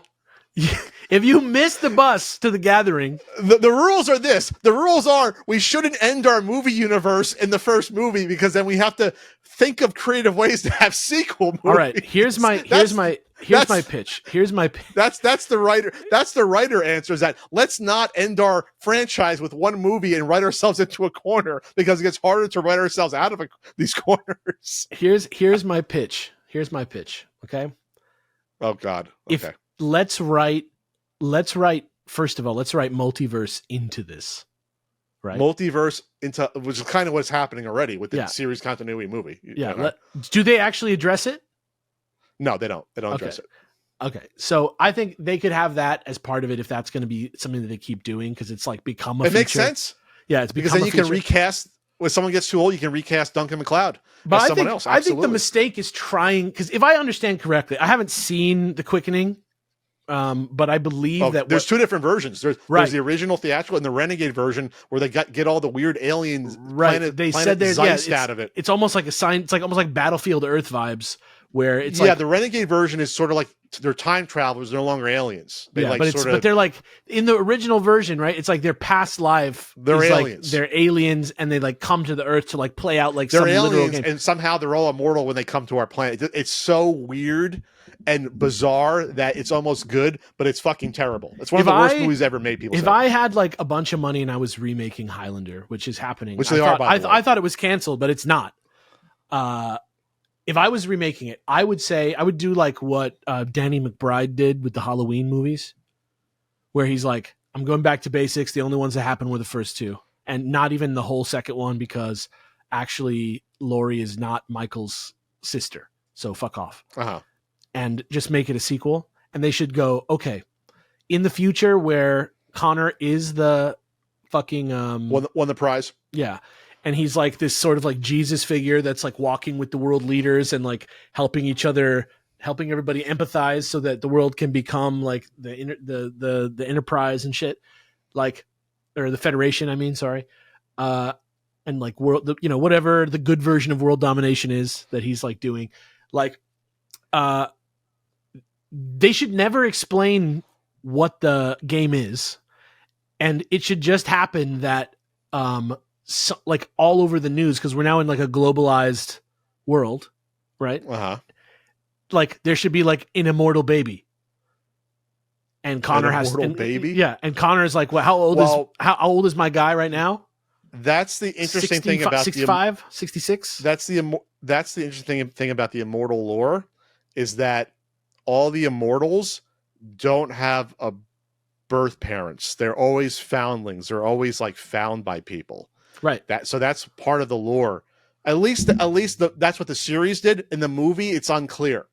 But in the series, they basically say like these immortals are like founds, like when they're children, and then people take care of them, or babies. They're not actually birthed from someone. Right. It's very strange, but like that's part of like the weird lore that people that's like mysterious and cool. Yeah, but that's what I like is like I just like that. Well, because it's not mysterious, right? We know that it's like these aliens or whatever. Like, no, it's not aliens. The second movie doesn't exist in any canon anymore. Okay, sure. But what I'm just saying is like, no, it doesn't. But I'm sure that they get into it later too, right? There's like some demons or something. No, there isn't. Never. They never explain it. There's a sci-fi movie called what the fuck? It was so bad. Like, why do they kill each other? Like, why do they kill each other if there's no prize? There is a prize. What do you mean? But there's no gathering. What are you talking about? Like in what version? Like what motivates the Highlanders? The Immortals. There's only two. Actually, what motivates the Immortals is that there's a prize, and the evil Immortals won't go peacefully. They're going to hunt you down and kill you because they want to use the prize to rule the world. Okay, and but if there's no gathering, like what is the motivation? Why is everybody trying to kill each other so much? Well, because people hate each other and things happen. There's conflict, which is why this series is so good, because it gets into conflict outside of the gathering. That's why you got to watch the series. It makes the gathering dissipate, and now it's just about people living their lives as a soap opera with awesome sword fights. There it is. That's our Highlander segment. I want you to watch it, and we'll watch them together on Patreon eventually. I gotta watch The Quickening ASAP. That's what I gotta do. Oh, I don't want. We're not discussing that show. No, I'll watch the Renegade. I want to watch the Renegade edition of The Quickening. I want to watch what is it called? The Sorcerer. What is it? The Source is the last bad one. That's no. thing. Oh no, what's the third one called? The third one's called Final. In Europe, it was called The Sorcerer. It's the Final Dimension. Which makes no sense because there's no dimension. Okay, and so then if you watch Highlander 3 is basically a remake of Highlander 1 that's decent. You cannot watch Endgame until you watch the entire series. I will not permit you to do it. Okay, but then is Endgame set? Endgame is in the TV universe. Okay. It's the rare TV show that had a theatrical movie at the end, just like Serenity. That movie that came out that was what the fuck was that show with the space cowboys? Firefly. It's like that. All right, we got a lot to get to. Let's talk about my friend being on Jeopardy, huh? Oh my god, dude! You remember Rue from Clan of the Grey Wolf? We used to watch the shit out of his videos. From Retroware. Loved his video videos. Game years. Yeah, 16-bit gems. Yeah. Well, I was there in the old days. He's been retired from YouTube now for about 9 years or so. Yeah. At the same time, since American Apparel's been gone and bought by Gildan. And he just was on Jeopardy this week, and he won a couple of games successfully. Is he still going? No, they brought in a ringer for the third game. I think they don't tell you that when you're on Jeopardy. They tape like a full week, like in a day. So by the third game, I think he was mentally exhausted. You can kind of tell, like, oh boy, it's rough now. So the fact that he even won 2 in a row is like should be applauded. He got about 50 grand from the 2 episodes. I'll take nice that. Little take. I want to be on Jeopardy. I want to be on actually Press Your Luck. I want to get on Press Your Luck. I want to be on Taskmaster. I want to be on Taskmaster. That'd be great. Press Your Luck is the all-time favorite game show, by the way. It's just so mindless and fun and stupid. Anyway, so yeah, a lot of people were reacquainted with Joey or Rue the past week, and people were like, "What? I haven't seen Joey in a while. What's going on? Oh, I miss his videos. I hope he does videos again." And it just sort of sparked a conversation started with me and you about when people see us as content creators, as YouTubers or podcasters, they think that a lot of times, I know it's parasocial relationship sort of stuff, but I want to go a little bit deeper. They think they know everything about us or our existence by the content we put out. And that was not necessarily a slap in the face to see people to say, I wish Joey was still making videos, but they don't realize that like Joey's lived a full life the past 10 years. He's now married. He has, he's always had a stable job, but like he does like theater. He has a whole life out there that's not public. But the people, he's the guy that did videos about Super Nintendo RPGs. Yeah, and he crushed it, and he likes Dragon Quest, so he's okay in my book. So I don't know. Do you have any thoughts about that? About do you think about the perception of like who Dude, you are versus what people think you are? I think about it all the time. Like I think about like how commoditized this has become. Like before, like back in the day, I would say celebrity. Not all the celebrities were like interesting ones, if you know what I mean. Like a lot of the movie actors just kind of like were in the movies and then like that's it. You know, but nowadays, like it's like almost a commodity that you have to kind of have like a brand and you're gonna have to be like a certain way. And I feel like, you know, you look at characters like what's his name? They got bats in the Las Vegas. Oh my god! What is it? I'm doing all kinds of drugs. Yeah, what the fuck is his name? He's a writer. He's very famous. Johnny Depp played him in the movie. Johnny Depp played him in the movie. We're in bad country. Okay. We're in bad country. Oh, we're in bad country. What the fuck am I talking about? I didn't know what you were talking. I was like, what is he talking about? He's like he's a famous author who's famous for being kind of like a heightened character. Or if you don't want to use him, I can't think of his name. What the fuck is his name? Doesn't matter. Hunter S. Thompson. Hunter S. Thompson. Hunter S. Thompson. Okay. Hunter S. Thompson is his name. I got it. Came to me. Or what's the other one? Ernest Hemingway. Right. Both guys famously. Trigger warning. Both guys famously ended their lives at their own hand. For people close to them, like, you know, both of them had a history of depression in their life. You know, both of them had a lot of mental illness, but also both of them very vocally struggled with this perception of them based on this sort of popular perception of them, because that wasn't something that was the norm back then.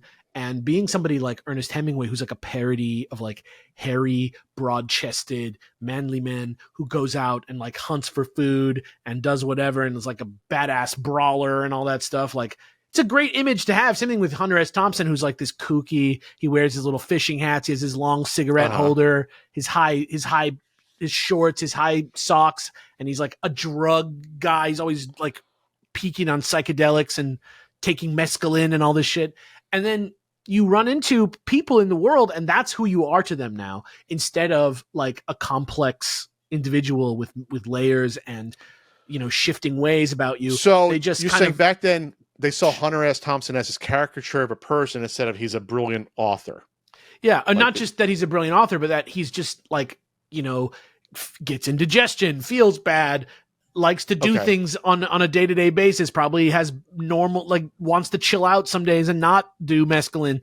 Like I'm just saying, like mescaline dates. There's a lot of pressure as celebrity has gone on to do stuff like this. And even from the beginning, we know that building people into these parodies of themselves can make them, feel pressure. And so a lot of people who leave YouTube, if you ask them why, like maybe not immediately, because usually it's like when they're doing it, they don't have this sort of clarity. But later when you ask them, like, why did you think you got out of the game? They say, you know, it's just too much pressure to like be that way. And no matter what you do, it sounds harmless, but like even the sort of perception of me is like this like Big Lebowski kind of guy who loves to eat like double, triple cheeseburgers all the time and is like high 24/7. And I don't know, like go outside and blow like smoke rings with my pipe and write poetry. Is that what people say? You got a triple cheeseburger in one hand and a pipe in the other? Like just when people share like a recipe, it's like always like some disgusting, like incredulous like food, and they just, the picture of me depresses me, because if I was that cool, that would be like amazing, you know what I mean? And it just is such a cage to be in sometimes as a YouTuber. Do you feel pressure to be that image for people, or do you feel bad if you don't live up to that image that people have of you in their head? Do I feel pressure if I don't live up to it? No, but like, let me put it this way. Like, you know, those like science experiments where they found out that if you treat someone like an idiot, they start to believe they're an idiot. Okay. You know, so like once you have this like belief of yourself as like a certain type of person, right? That's like kind of like a caricature of yourself. You start to feel bad when you fall short of that image. Two. Okay, so you are aware of the caricature of yourself, and you think sometimes that subconsciously you are gearing your day-to-day living to be that caricature. Like, let's talk about like the push and pull of people referring to you for like NES expertise, right?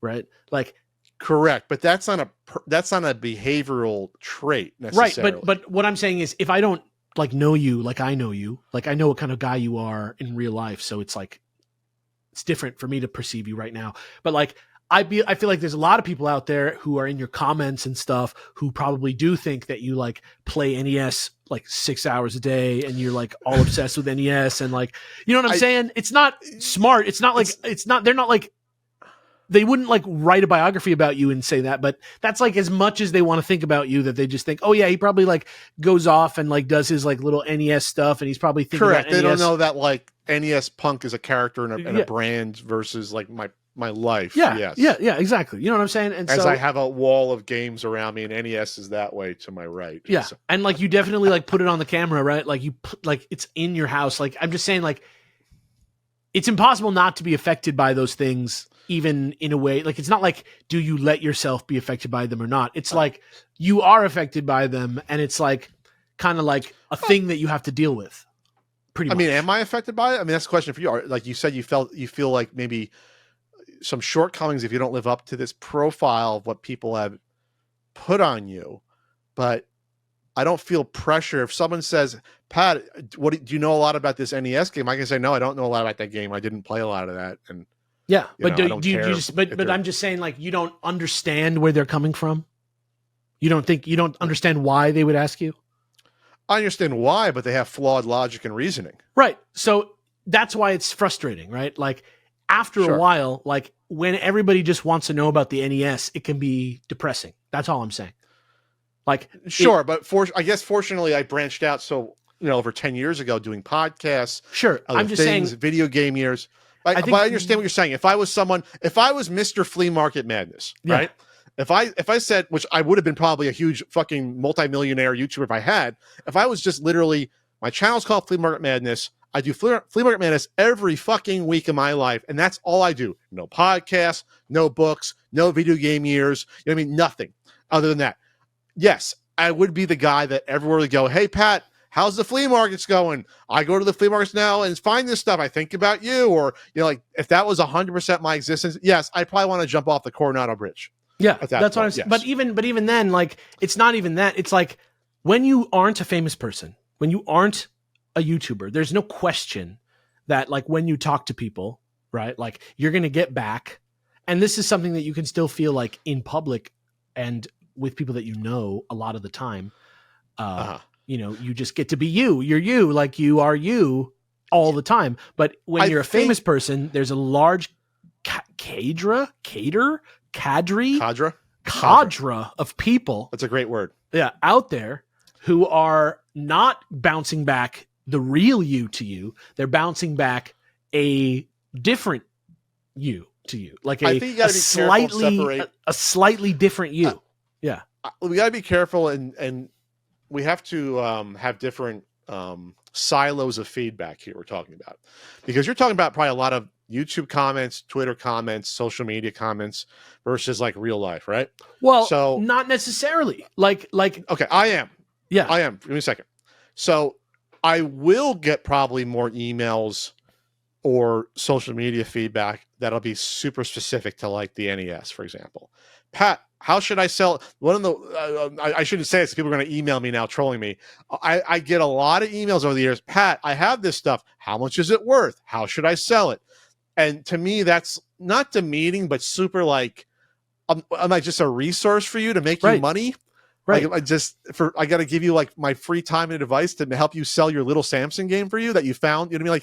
Like that's bizarre. Yeah. But in person at conventions, offline, people to me have been a lot more seeing me as a real person versus like, hey, he's the NES punk guy. Yeah, but I've seen him. But I seen him. I sat right next to you a couple times when people. A couple of times. But every time that we go to a convention, a couple times. You know what I mean? Yes, but I'm talking percentages now. Yeah. I'm talking about like we're talking a small percentage of people that in their mind cannot unwrap the caricature or persona online from the real Alex but those are the most people that are going to comment online versus the average Joe that can know that, hey, you're an entertainer. This is you entertaining me. You probably have a dog and a nice wife and a nice life. And you're not just constantly eating cheeseburgers. I think that's the majority of people. Maybe I'm too optimistic about it's the that. It's the majority of like the uncommunicated with me masses who are reasonable humans. That's my point. Yes. A lot of people that communicate on social, not a lot. There's a percentage of people that communicate on social media that are in the real world, they're not as socially adept as the average person. And so that might feed into the amount of feedback you're getting. Yeah, but that's what I'm saying. The user experience, right? Like we're talking about Joey, right? Like it's the same thing. It's that why don't people think of him as a real person? And it's because like like you're looking at Joey through a slit in the blinds from outside his house. Like it's just the little window that you've given. And to act like that's the whole Joey is sad to us because we see it all the time, like every time that we get this. And it's not like every time Pat gets an email asking how much his collection is worth, that somebody's collection is worth, he like cries and he's like, but doctor, I'm Pagliacci. But like, 1,000 of those types of interactions starts to make you feel some type of way about your career. That's all. Not me. I mean, I guess I let it bounce off me. I don't think so, because that is what you talk about all the time. Like your whole like dramatic arc with the punk is like, why am I still doing this? This is not serious. You know what I mean? Like this is not a serious job. This is like I don't want to be doing this when I'm but that's 50. existential. I mean, that's what I'm saying. I'm playing around with thoughts. But the reason that you think that is because the job is being told you feel that the job is like a goofy kind of weird job in some way, right? Like I don't think it's a job. I don't think NES. I only do like 3 NES Punk videos a year if I'm lucky. So it's not really a job to me. Being a person, being a YouTuber, just being a person on the internet. Let's say.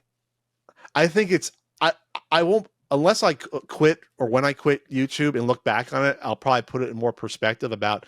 Yeah, it is bizarre, but then again, at some point, at one point in time, being on TV was bizarre.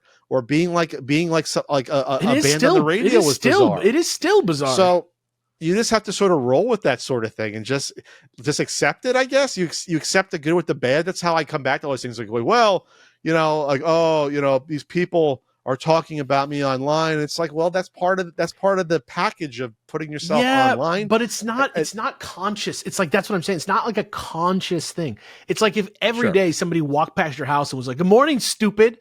Like you would slowly get stupider despite your best efforts. I would slowly get stupider. Your perception. I would go to Jupiter. You would slowly. Your perception of yourself would slowly trend towards that you're stupid, without you think making. You think is that a study I can look up, or if someone calls me stupid every day, I'll become more stupid? There is a real study. I don't know what it's called. I'm literally just talking based on. Did you do your own research on this, Alex? Did your own research? It's come up before I think it was in the Chilluminati. I can't remember why we were talking about it. Chilluminati, alien. Yeah, but I don't remember why we were talking about it. But the point is, like when you put a kid in like a special class or something like that, it like makes them believe that they're less than. Or like I would think that I'm hopefully more developed than a 6-year-old mentally, but maybe I'm not, I guess. But but that's the point of it, is like being treated like you're a troublemaker every day makes you more of a troublemaker. If I guess that's why like I don't ignore all the comments, but I ignore most of them. I'm just like because to me, what if it's so important, the message in a comment. But you're missing the point. You can't ignore it or not. If you've read it, it's happened. You've been affected by it. Yeah, but I don't read all the comments. I'll read some of them. I don't go read every single comment. That's okay. Why would I do that? Yeah. I'm just saying it's not about choice. It's just about exposure. Yeah. You're saying exposure. Yeah. So if I got all these, you're saying if I got all these messages telling me to kill myself, there's a better chance I'll kill myself. Yeah. That's what you're saying. But that's an extreme example. But yes, extremes are used to help show arguments could be flawed or not. That's why if you do that for like several years, You know what I'm saying? But it's more about like kids who like are in school and they're like bullied by their teacher for a long time. Well, that's why years, children shouldn't be YouTubers. That's why children shouldn't be on social media. Sure, but I'm just saying there's no choice for the YouTuber. It's not like this happens to a weak YouTuber. I'm saying like this is like an effect of being in the public spotlight and having them be able to kind of control a little bit of your perception of yourself regardless of what you do. It's just something that you have to deal with in this job in the same way that you get fucking coal in your lungs or something from going underground. I'll give you a real life example, because in my past videos, I don't know if it's the camera that we use for the podcast, we use a wide angle lens. People always say I look thicker and fatter in recent years on the podcast. And if anyone that knows me in real life would never say I'm in worse shape now than I was several years ago. But it does get to you. It does. You do. Not really. I'm just like, it does wash over wow, you. That's no, it does. I'm just like, well, they're just seeing me through a wide angle lens. Like why? Like so you're fatter. Like that's what it is. Like no, I'm not though. But it doesn't matter. Telling you I'm not. But that's what I'm saying. Like it doesn't matter. Like they think you are. That's the whole point. Yeah, like, but what I'm saying is like that doesn't affect how I think about myself. You're saying it does, really? Okay. I'm saying like regardless of what you choose, in the same way that like if I turn the fucking heater up in your room, it makes you sweat. A million people reflecting an incorrect version of yourself to you. That's a flaw in because that's empirical. I can measure the temperature going up, and so I would be feeling hotter. There was a study of someone that pretended to put the temperature up. No, I'm saying there was a study that this does occur with people psychologically. It's not about. It's like it's about how the human brain works. We're a community. I would hope over time I've been hardened to random people's opinions that they leave on YouTube about me. I know. I mean, me too. I'm just the point that I'm saying. I know. Trust me. Yeah. I have YouTube friends that go into the comments, and if some random person says something bad about them, they freak out. They get anxiety, and I have to tell these friends they are meaningless to you, and they are just total strangers you'll never meet. You cannot let that get to you, but that's like they control your life. That's like really your choice. That's like. Yeah. It's not your choice whether you get offended by something. Like it's not like if something hurts your feelings, that's because it truly hurt your feelings. But it's up to you how to react to those types of things. But what I'm talking about is not like a case by case. I'm talking about like in the way that smoking like slowly makes your teeth turn yellow over a decade. Let's bring this back to Joey. So that's what we started with. So you think on some level that, well, Joey's not really on social media anymore. He's not really posting. He posts like once every 2 years, and people are like, oh my God, it's Rue. I'm sure he's like someone asks Rue. Yeah. So you think that to Rue, that at this point of his life, he thinks he's just a 16-bit gems dude at this point?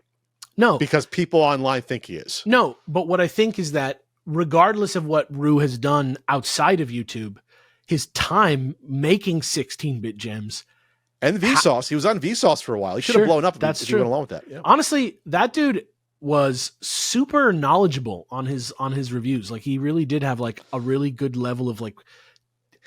Or you know what it was is that he always just stayed within the realm of what he actually knew about, and he was just. Really honestly, that's when he took a step back. Now we're just going to analyze Rue's career. When he had that gig with Vsauce 2, I believe, with Kevin Lieber, who I did a podcast or two in the past with. He was doing a lot of work, and that's when he decided, like, this is all in or not. Should I? Because like it's so much work besides his full-time job, and that's when he decided, okay, this isn't worth my time for whatever reason. And it's worked out great. He's had a great life, but that's when he took a step back and said, all right. That's when he sort of started to take a step back slowly from YouTube. It was around that point. Yeah. Looking back, he was sort of like, this isn't worth it. Or maybe I'm not getting the fulfillment out of this I thought I would. And to some people, that's it. A lot of people don't want to. A lot of people step away from YouTube. A lot of people realize, hey, I've had my time. It's enough. Also, he was crushing it on his life path already, right? Like he's not. Yeah. He never once needed YouTube ever, right? He loves being an engineer. He likes doing his theater stuff. He still plays video games. To me, like him, like I I don't know, like you were saying, it kind of bummed you out that everybody was hyped that 16-bit Gems was on Jeopardy when really Rue is like so much more than that. He's a guy named Joey who does No, stuff. they didn't bum me out. It was just an interesting observation because I've been friends with him the past 8-9 years since he's not been a YouTuber. So I know where his life has gone. These people have not. They don't know him as a real person. Mhm. You know what I mean? I do. And that's when remember how I got upset our first podcast together about all the assumptions people were making about James in that video, and that guy making the assumptions, and you to an extent, because I'm like, well, you don't know the person like I do. Sure. So you're assuming you know what he thought about all these things at points in time when you don't.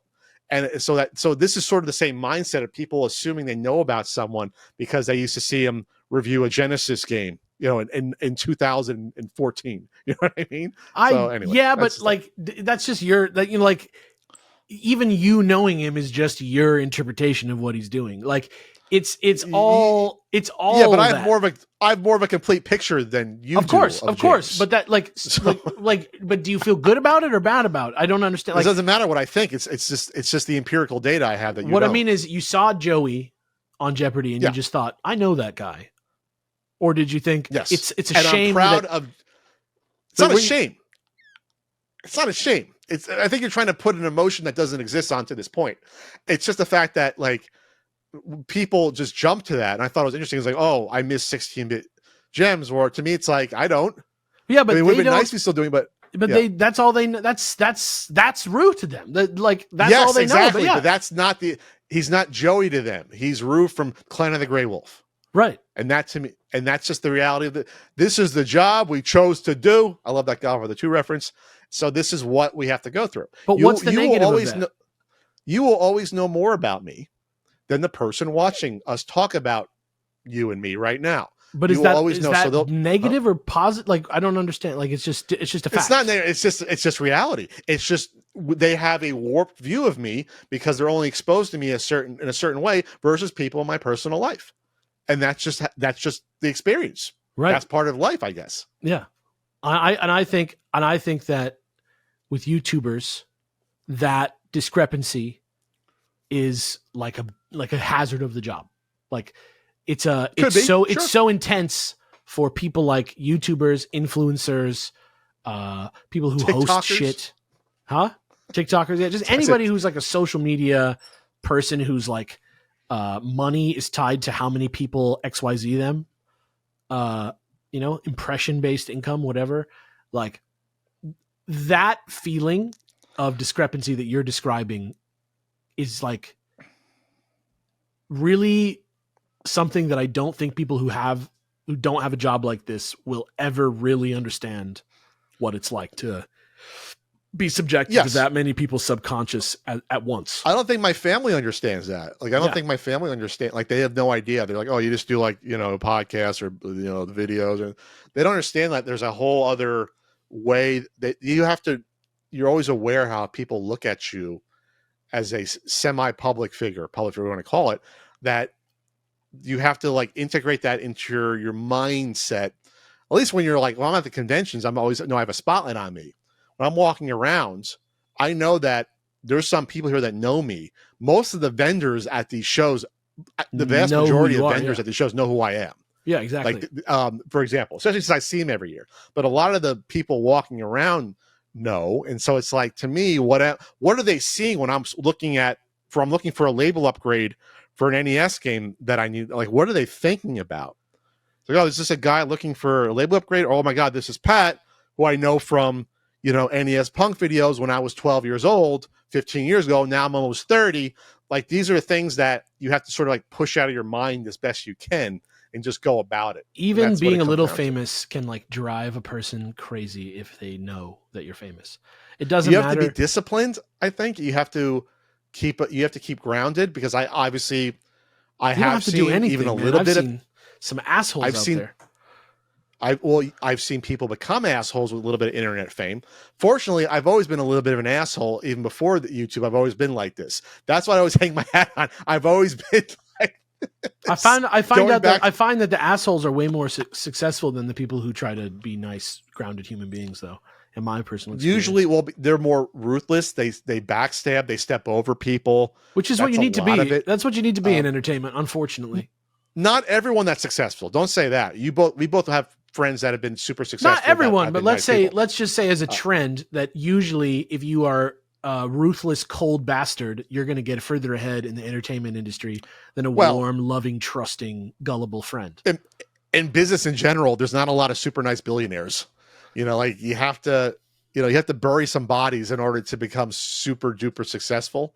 That's almost part of it. Not everyone. There's nicer, and yet there's some nice billion.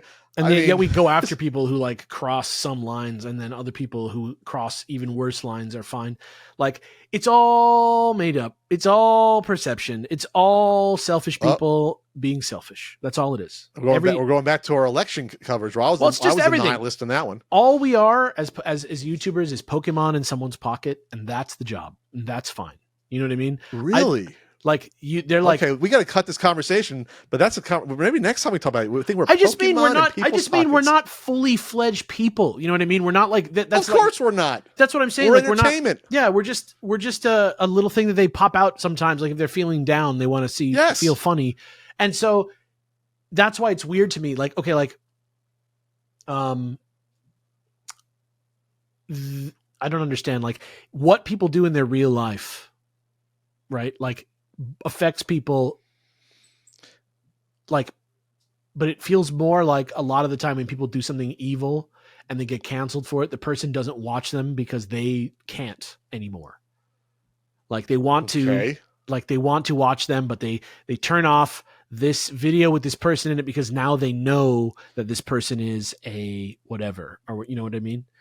And it's like, it feels like it's more about the person than it is about the art. A lot of the time with that kind of thing. And it's just funny that like we have the problem that they don't see us for who we really are, but then they also like come after us if we don't do things right. And it doesn't have to be like raping someone. It can be like, it can be like saying the wrong review of a game. Even they'll come after you as a person because you said something wrong. And it's like, but they don't care. It's almost like people are super flawed and are illogical and over emotional sometimes when it comes to things they see that they don't agree with. And that's unfortunately how humanity is. Or even things that directly benefit them. They may just say, you know what? I don't want this. I don't care. I'm too stupid to figure this out. I don't want to think about it. I thought you said it's not stupidity. It's just not being informed. It is. Like they say, no, I don't want to. It's not. I'm not saying they are stupid. I'm saying the actual response is, I'm not going to look into all that. I'm not going to read all that. You know what I mean? I don't want to look in. I'm not going to go read some shit. I'm just going to vote. So we learned today that Americans don't want to read or look into shit. That's what we learned. As a writer, it feels great. I got to say, we learned that Pat will not be watching Red One on. Well, it's going to go to theaters, but it's going to come to Netflix like in 2 weeks. I mean, if it's going to be in that Oppenheimer theater. I fell asleep 2 times trying to watch the other Red One, Red Notice or whatever with Dwayne Johnson. It was awful. And I know this is going to kill my chance of getting a Netflix special in a few years when I'm a stand-up comedian. But Red Notice with Ryan Reynolds and Gal Gadot and Dwayne Johnson, absolutely miserable. I watched the trailer for that and I was like, this is going to be hell. I don't want to see this. It's every decent idea from 4 different rejected Hollywood scripts, and they just throw the scenes together and there's your movie. That's what that movie felt like to me. Like, anyway, this is going to be something the same. This looks terrible. Yeah. This looks soulless. This movie. I have a soft spot. I have a soft spot in my brain for Christmas programming, because it reminds me of the golden 90s. Go watch The Ref with Dennis Leary. There you go. There's your weird comedy Christmas movie I saw in theaters when I was 16. Jingle All the Way is the one for me. That's You've seen The Ref? Yeah. That's one of my mom's favorites. She loves The Ref. She's crazy for The Ref. It's an interesting movie that would never get made again. Sort of like, hey, it's a thief that holds the whole family hostage during Christmas, but solves their problems. somehow, and Kevin Spacey's the dad that I just remembered in that movie. And it's Dennis Leary, who's like he's leading this movie, Dennis Leary, which Yes. is so funny. Those 2 or 3 years where Dennis Leary was that hot commodity. Also learned that Alex and I really disagree on who the Zodiac killer was. But I want you to watch that the Netflix doc now. All right, but here's what Brandon, I'll do. Just follow this name right here. Are you going to put in a name in the chat? Yeah, just so you can Google it. Okay. All right. Well, we'll say that till next time. And then we also learned that I got Alex hooked on Highlander, and I'm answering the questions that we were all asking in news groups in 1994, which I think it's actually very cute, and it makes me think that, yeah, they had a flawed IP here because I didn't think it through. Could I get the prize? Sometimes. Could I get the prize if Pat was buried underground somewhere nearby? Does he just cease to be an immortal? Do I get the prize? Does the prize come from now Pat? You got to watch Highlander 3, The Final Dimension and then Sorcerer. And when does he become an immortal again? Like, and there's a sex scene in that one as well with boobs. Highlander 3. When does he become an immortal again? When the coffin opens, or when the air gets to your lungs, you're no longer dead. That's what happens. Oh, I see. The series has stuff like that happens. You got to watch. I'm so excited for you to watch the series for the first time. The same way when people tell me I've never seen Star Trek Deep Space Nine before, I'm like, I feel jealous because it's way better than you expect. It goes into different areas than you ever expect. Okay, but Duncan, no. Okay, but Connor was underwater and he was alive. All right. So they change how immortals are in the movie versus the series. That's a whole other contradiction. We got to go, Alex. This was fun. We'll do this again in a couple of weeks, right? How do they film that? All right. We'll see. Amazing. See you later, amazing special effect. All right. And how about that score by Michael Kamen? And the directing, real quick, before we go, Highlander 4K edition. If you like the Highlander, go see it. It is like Pat was showing me the old version versus the new version. It's literally like a beautiful, flawless transfer. It looks great, except for like one weird scene. Yeah. Last part. Russell Mulcahy is the director of that.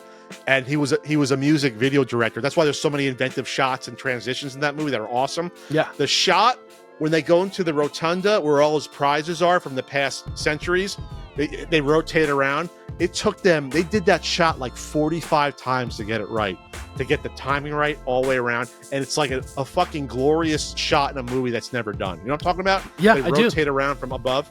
Yeah. Beautiful shot. You don't need to do that in a movie. Yeah, you don't need to do that. That's art. Do you like Christopher Lambert? I do. Are you like we'll he's talk the about perfect, it more next week? The perfect Connor? Yes, he had that sort of like mile gaze where it's like he sees right through you. He goes, I'm gonna cut your head off. Okay. All right, we'll see you next time, everyone. Goodbye.